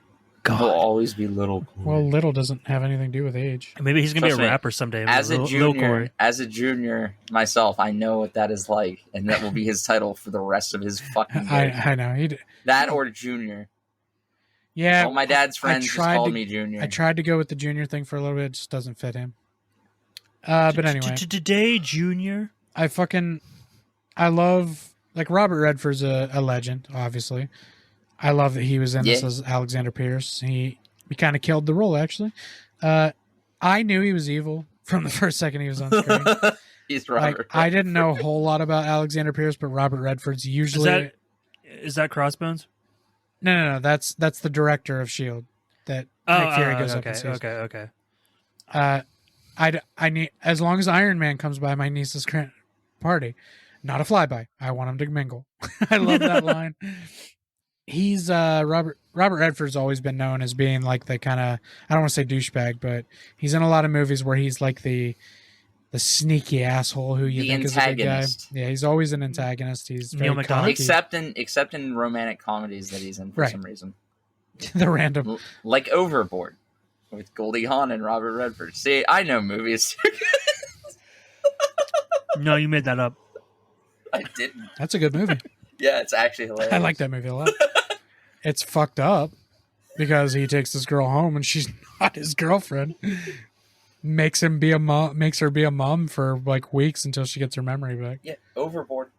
It's fucked up. The title has multiple meanings because she also fell off a yacht.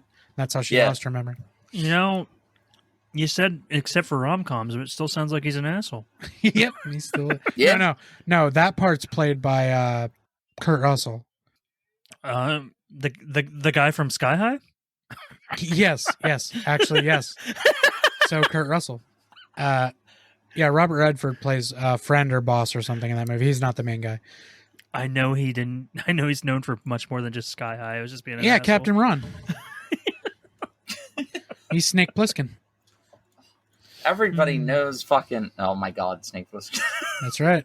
God damn it. Anyway, come on. You mean you don't know? Fuck, I can't. You don't know? Fuck. Why are names so hard today? I don't know. Guys, podcasting is hard. No, it's not. Anyone can do it. It's hard, guys. If we can do it, anyone can do it. Let's be real. Anyway. We're professionals. Yeah, we use Zencaster. That's right. The term professional means you get paid for it, so we're not professionals. Hey. We get paid. I'm freelance professional. Yeah. Pro bono. Okay? I work pro bono. We're interns, bro. We pro bono this podcast. We're being paid in experience. This is a long internship. Yeah. Give us money anyway. But Jesus fucking Christ, that first fight between Winter Soldier and Captain America on the street. Jesus fucking Christ would just be masturbation, Corey. Huh. That's true. That is true. Clever. I see what you did there. But to get to a less fucking weird topic, the first time he fights Winter Soldier on the street is one of the best fights. I think that's the hardest I've ever made Mike laugh. It's one of the best fights in any of these movies. Oh my god! In the street, yeah. Yeah.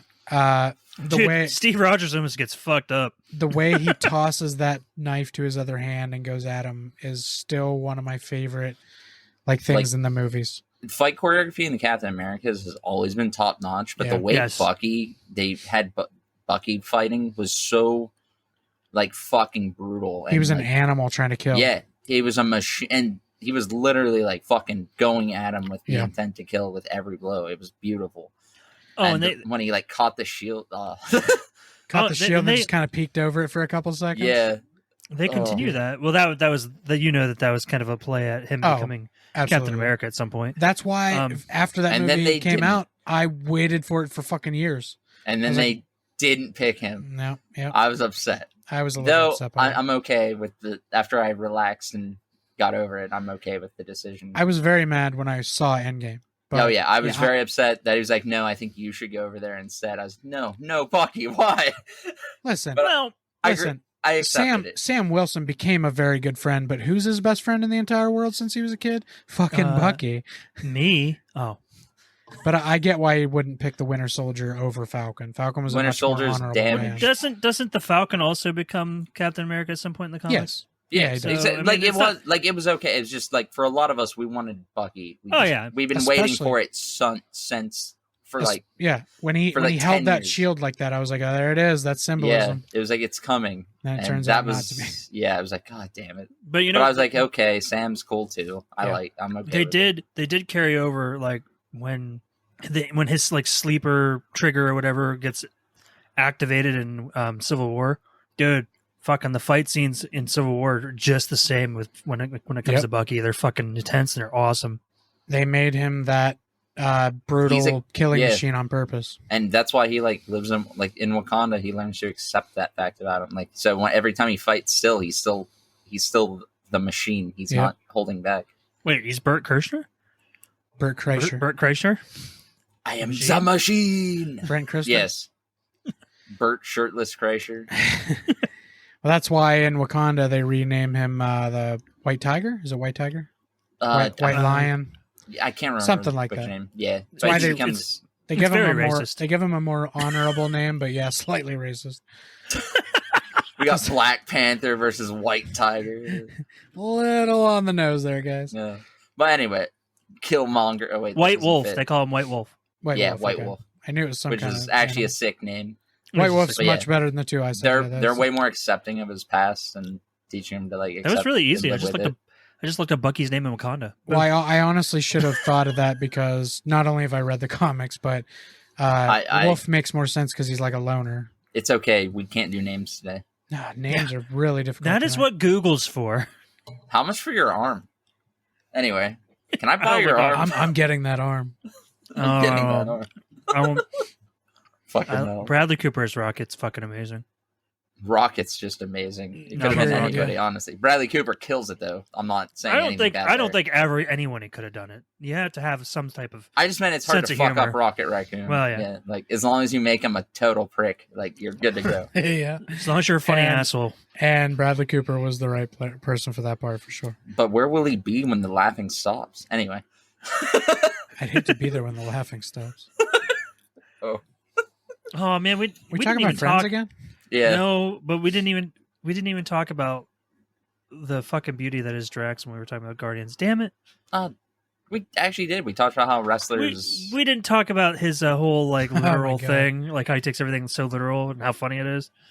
Yeah, it's that deadpan. Style of delivery that makes him which is nothing goes over my head. My reflexes are too good. And then Rocket's like, see, yeah, nah, like Drax's humor is, man, for somebody who doesn't like the humor in the Marvel movies, man, you're sure gushing about it tonight. I didn't say I didn't like the humor in the Marvel movies. Adrian hates the humor in the Marvel movies. He definitely. I said that's why a lot of people don't like some of the Marvel movies. Okay. I just said it was too over the top in Age of Ultron. That's all. One thing that bothers me about Winter Soldier, though, is, and it's supposed to, only one. Rumlow's character, played by Frank Grillo. He becomes Crossbones. Oh, right. Okay. That dude is such a prick. I think that's the point. But I do love the one thing he says when Captain America jumps out of the plane at the beginning. And that guy goes, did he have a parachute on? And Frank Grillo just goes, no, he didn't. And then he's beating up all those guys down there. And Rumlow shoots one guy and lands. And he goes, thanks for the assist. He's like, yeah, you look like you're really struggling down here. Talk about a waste of a character, though. Like isn't Crossbones supposed to be like a major villain? He's a pretty major villain. That's kind of something that they've done with a lot of characters. Marvel wastes a lot of big characters. Killmonger's also a huge character. Yeah. Well, they didn't waste Killmonger. No. I'm not saying they wasted him. I'm saying they killed him. I was gonna say that was like Black Panther was one of my favorite. But they killed him in one movie. I know. But they made him so amazing in that one movie. You really only see Crossbones in the beginning of Civil War. Yeah, like him actually in the uniform. Hey! We got this. Oh yeah, they made him like a nobody villain. Like that's something Marvel does is they take like these big villains and then make them literal nobodies for like a scene, and then you've never seen them again. They made Crossbones a literal like just domestic terrorist who just he was very one off. He's like the fucking.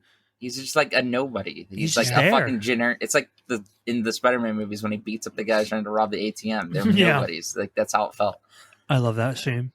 That's just something that annoys me in superhero movies is when they take these major villains and write them off as like a petty street criminal. Yeah. It is pretty fucking annoying. But one character they didn't waste, and I'm not even sure if you guys know who this guy is, but when he's on that ship, he fights the one guy right near the end there. The guy leaping around and jumping on him and doing backflips and stuff. In the comics, that's Batroc the Leaper. He's always put in there as like a funny villain that Captain America fights on his way to the real crime. It's like Rhino and Spider-Man. Yeah, he's like a rhino, like a stupid jewel thief who just happens to be in the way. So Captain America beats him up real quick. Yeah, that guy's I didn't actually know who that was. No. Paul Giamatti? Yeah. Yeah. The Paul Giamatti of Captain America Civil War. Pretty much. Or Winter Soldier. And he's like, I'm the Rhino, bitch. Wait, or is that the Juggernaut? Yeah, he said, I'm the Rhino, bitch. Wait, no, I'm Batroc. Fuck. I'm Batroc. Fuck. But that guy's actually an MMA fighter, and he's very strong.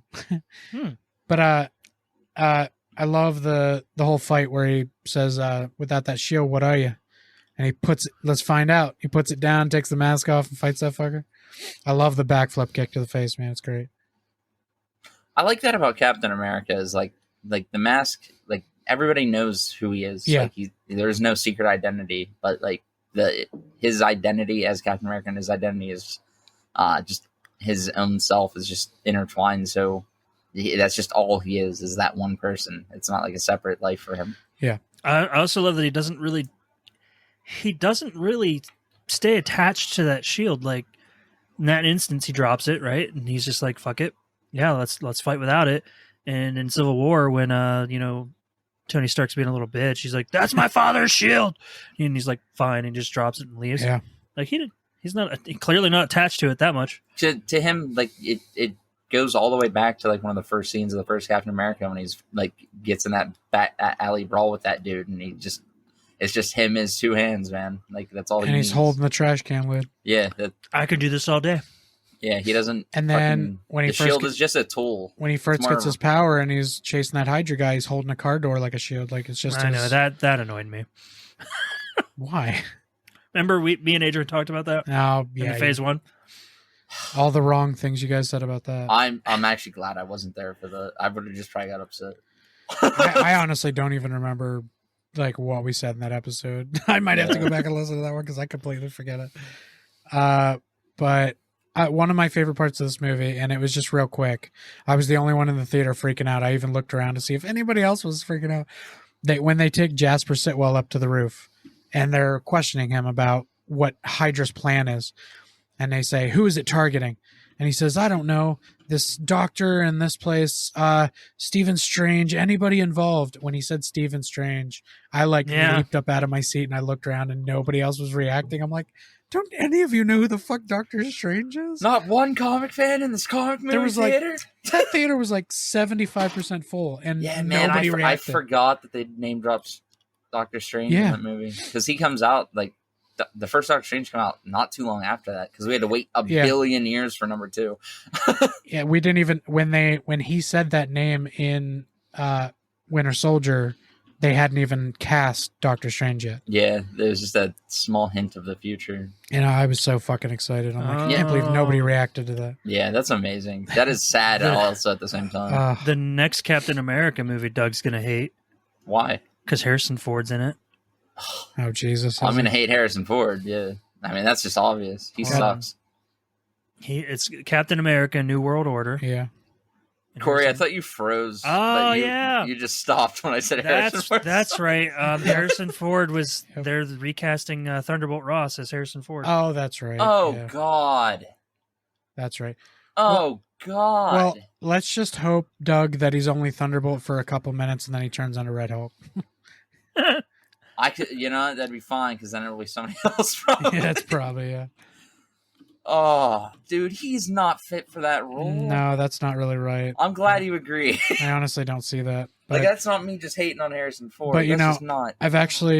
I trust Marvel's casting for the most part. So he looks. Is it possible because he looks slightly similar to the guy that played Thunderbolt Ross? You don't cast somebody just like the Mortal Kombat 1996 movie is the prime example why you don't cast people based on that. Wait a minute!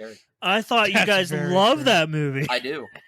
Ironically. Oh no, and the Street Fighter movie, top tier. Jean-Claude Van Damme plays the best All-American. We are going to go kick that son of a bitch Bison's ass so hard. I am American. I am not French. Yeah, you sure sound American. Van Damme. Yeah, it was so beautiful. Now, I'm going to take this time to say that replacing William Hurt is going to be hard. Yeah, that's Thunderbolt was a great fucking character. And it was always William Hurt. I know. Well, I mean, he passed away. I know. It's like I almost just want him to let the character rest with him. I thought that's what they were going to do. I honestly was hoping they would just call themselves Thunderbolt and not have Ross in it. Honestly. Like it'd just be like a fucking title that's passed on instead of. Nope. Marvel. They have to try to make it work. No, shut up, Mike. They also, Marvel could easily just pull him. They easily could just pull him back into like a multiverse thing. They easily could say that Harrison Ford is Ross. He's just from a different. They're not. No, I don't think they're going to do that, but they could. They have an easy out anytime they want to use it. I don't trust Harrison Ford to be able to, because that character is so much more like Sam Elliott. That would have been a good choice. Yeah, that's a really good choice. But Harrison Ford already has contracts with Disney, so it was probably a lot easier. I hope he gives a fuck in this movie. The only movie I've ever seen him give a fuck in is Blade Runner. Yeah. That's why I can't stand him. Ryan Gosling punched him in the face by accident. He fucking he returned the favor. Corey, are you alive? Yeah, I'm good. Sometimes I think you had a stroke and I can't tell. You're just kind of like, Sorry. I forget what we were talking about now. Harrison Ford, Thunderbolt. We can get into the whole Thunderbolt Ross Harrison Ford thing in phase 5 episode. in 2030. Actually, that'd probably be phase 6, huh? Yeah, phase 6 will all be out by the time we do that one. Yeah, in 2030. Yeah. Yes, people, you do have to listen to us release episodes for the next 8 years. Don't worry. Fucking deal with it. By then, we'll be on episode fucking 450, so here's looking to the future. And we'll be getting paid $15 a month. Woo! Hey, that's pretty. Lower your expectations there, Corey. Sorry. Be realistic. I was really trying to get that 15. All right. Anything else you wanted to talk about in this episode, host? I kind of want to. Do you guys have like a specific order you put these movies in? I mean, obviously, I think all of us. Doug, when you weren't here for the last one, we did rank the phase 1 movies. I can definitely rank these. Let's genuinely, I don't sit down and separate the phases, but since we're doing it, I can definitely rank them. There's 6 movies. Let's within phase 2. Let's rank it from least to best. Yeah. So, why don't you go first, Mike? I feel like it's easiest for you. Thor: The Dark World, easily the worst movie out of all 6. In my opinion, it's the worst movie out of every single one. Maybe all 27. So it's actually hard. Yeah, it's definitely the worst. And then Iron Man 3 still the next one in line for me, even though I do enjoy it. I enjoy it now, but I still think the other 4 are better. Then I would have to say Avengers: Age of Ultron. I know that's probably going to throw you guys off. I mean, I can't blame you because this is a really difficult list. It is. Then from there, it's probably Ant-Man, Guardians of the Galaxy, and then Captain America and the Winter Soldier. I mean, I can't argue with your list. It's I disagree with your list, but I can't argue with your list. I get it. Doug, you have an order? Yeah, I think I can make this choice. Hopefully, by the time I get to 1 and 2, I haven't done one to choose. Clearly for me, Thor: Dark World's gonna be the worst movie here. Yeah. I didn't even bother to watch the whole thing. You're not missing anything. That's the thing. I cared that little about it. The only thing of that movie I think Tom Hiddleston is fucking brilliant as Loki in that movie. Oh yeah, of course. More so he's than always he was good as Loki. I think he's better in the Dark World than he was even in the first one. He's gotten better at the role. He had a lot more emotional moments in Dark World. Dark World, he had a hell of an arc. Yeah. Maybe that's really all you miss from that movie. Yeah, I know by the end, Thor is proud of him because he thinks he had an honorable death or something, but he's actually but he faked it. Saying Odin for the second of 15 times. Typical Loki. Yeah. So Thor, and then I know, even though I said I liked Iron Man 3 quite a bit, it's definitely the next my second least favorite of this phase. And I'm not saying it's a bad movie. It's just I like the other ones on this list that much more. That's exactly what I said. Yeah. See, this is where it starts to get hard. I think I have to put Ant-Man in the next spot. I loved that movie. Paul Rudd was a godsend for that movie. He fits in the MCU somehow unexpectedly so well. I know. Like I can't even imagine the MCU without him at this point. Like it's so. I never thought like back in 2009 or whatever when this thing all started. I never imagined saying the words. I can't see the MCU without Paul Rudd. Yeah. Like what a sentence. That wouldn't have made sense back then. Without Paul Rudd, Endgame would have never happened. Fucking crazy. Anyway, and then this is where it gets really hard for me because these next three are all so close. But I think I have to go with Guardians of the Galaxy as in my third place spot. I fucking love the Guardians movies. I cannot stress this enough. When we get to the next phase, I'm one of the people who loves Guardians 2 just as much as the first even. Me too. And I know that's divisive too. Exactly. I fucking love like that movie makes me literally I tear up during one part every single time I watch it. It's fucking amazing. And 3 has the potential to be just as good with Adam Warlock and oh my god, I'm so excited for Adam Warlock. Yeah. Me too. Do you think that they're going to bring back Sylvester Stallone in them for the third one?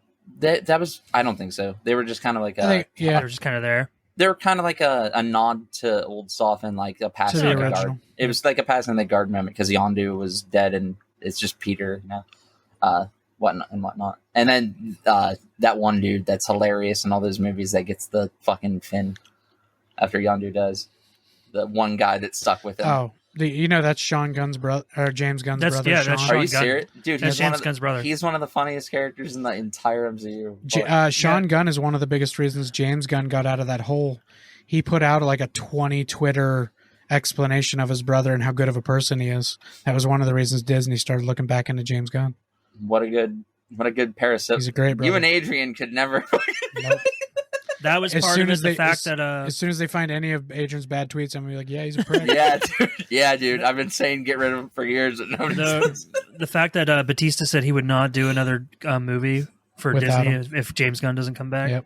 Like the fucking sheer dedication of like everyone involved in those movies to like and loyalty to James Gunn should have been anything all they needed. Of all ethnicities too, they all loved him. Shouldn't that have been a sign? Yeah, every single person there was like on his side. That should have been all they needed to see. But anyway, so I love the Guardians movies. They're so fun. They're so good. The music bangs beginning to end. There's not a bad. I don't think there's a bad moment in those movies, in my opinion. So that's number 3. Now this is the fucking true hard part because I love Age of Ultron and I love The Winter Soldier. I thought I'd have my answer by now. I'm trying to stall in here. Oh my god, he's pulling an Adrian. All right, gun to the head. Number 2, Age of Ultron.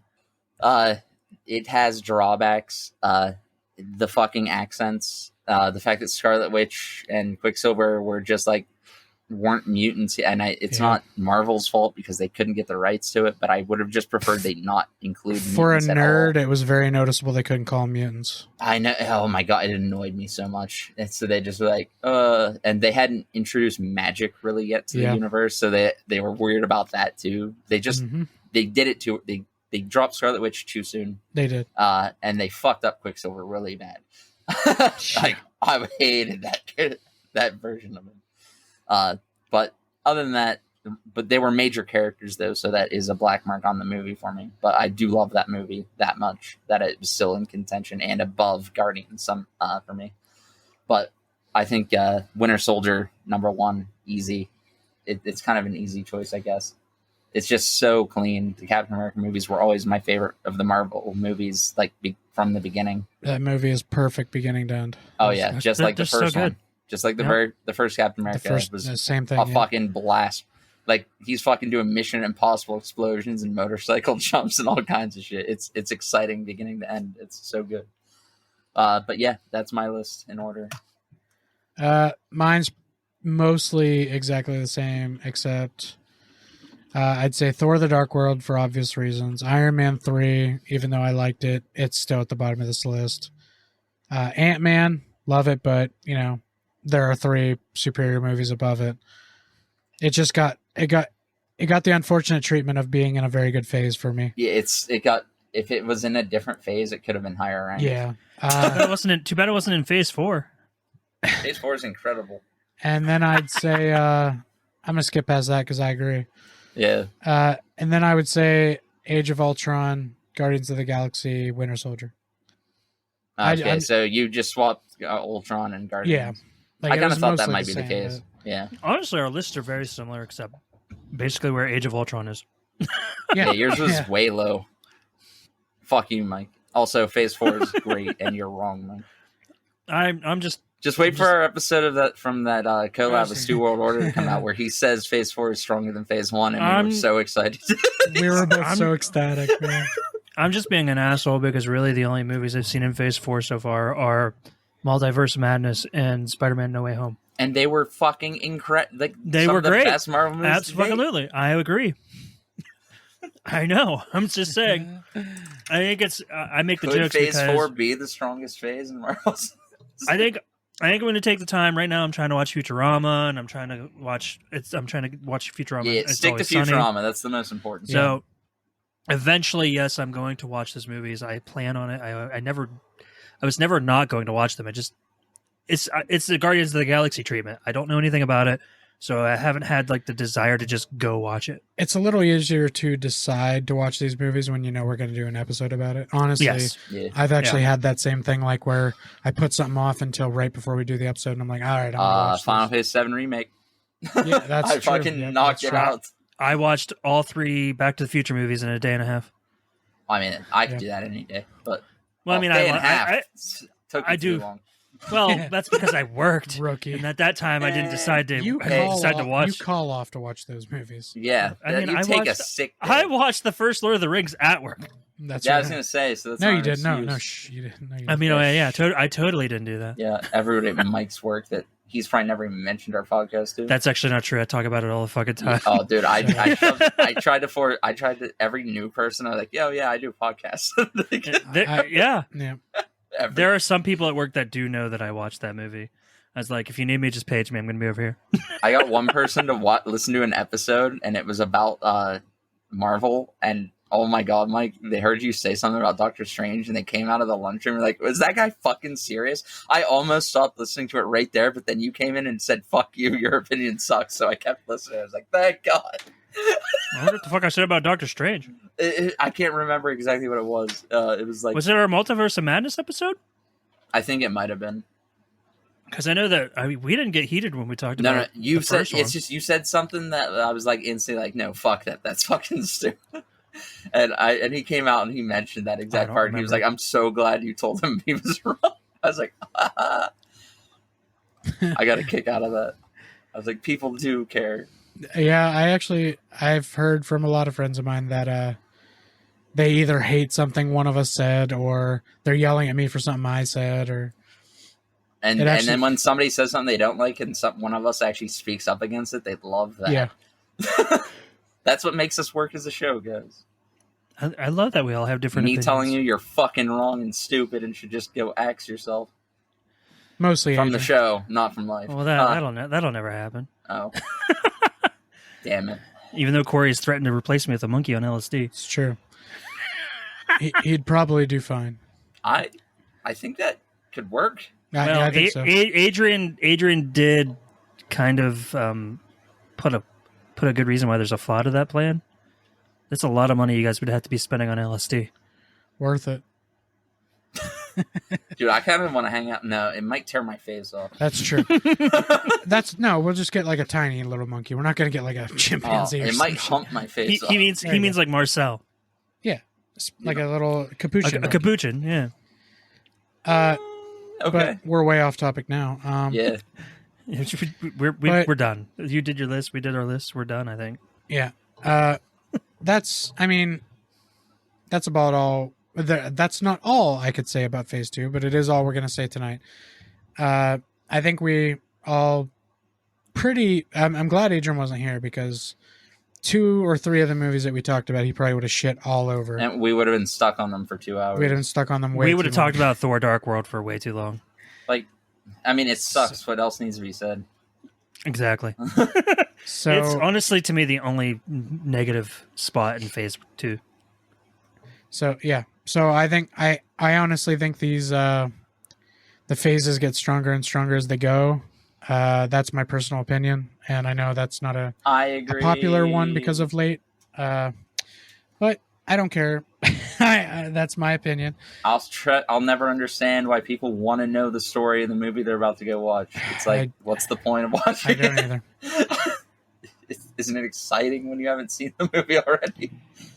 Anyway, moving on. But you don't got to defend it yourself. It's weird. I just don't get it. That's all. It's not necessarily. I don't know much about all those things. So, and to be fair, I haven't really watched trailers for those movies either because I don't know anything about them. So I'm not like, I don't really know anything about it or whether or not I'm intrigued to watch them. I take that back. I did watch the trailer for Eternals, and I didn't think it was something I was interested in. That's what I'm saying. It's not knowing anything about them is what makes them intriguing to me. So that's why it's exciting. Don't go into it thinking of a Marvel movie if that helps. I mean, yeah, just go watch it as a movie. That's what I've been trying to say. I mean, that's what I'm going to do. I mean, obviously, I'm going to end up watching it. I think you're going to enjoy it. We'll see what happens. I think you're going to enjoy it enough. But Mike does love or hate loves, and there is a love story in that. So I hate love when it's done wrong. Well, and that's a lot of movies. You like CW shows? Yeah, and all the love in those shows is so horribly disgusting and toxic. If you ever ask me a lot about a lot of the things I hate about those shows, most of the time it's about the relationships. But if any of you want to come and find me and tell me how wrong Mike is, or how wrong Doug is, or how wrong I am, or even Adrian, even though he wasn't here, Adrian's usually wrong about stuff. So come and tell me. If you want to tell us any of that, you can go ahead and do that on Facebook at Culture Shock Podcast. You can do that on Instagram at Culture Shock 21, and you can do it on Twitter at CS Podcast 21. Yeah, and you know what? Don't forget to rate us wherever you get your podcast at. That would be fantastic. Leave a review. Tell us why we should replace Mike with a monkey on LSD. Details, please. Details. You can even leave that in the review. I don't care. I don't care. Well, that's pretty much going to do it from all of us here at Culture Shock. Thanks for listening. On your left.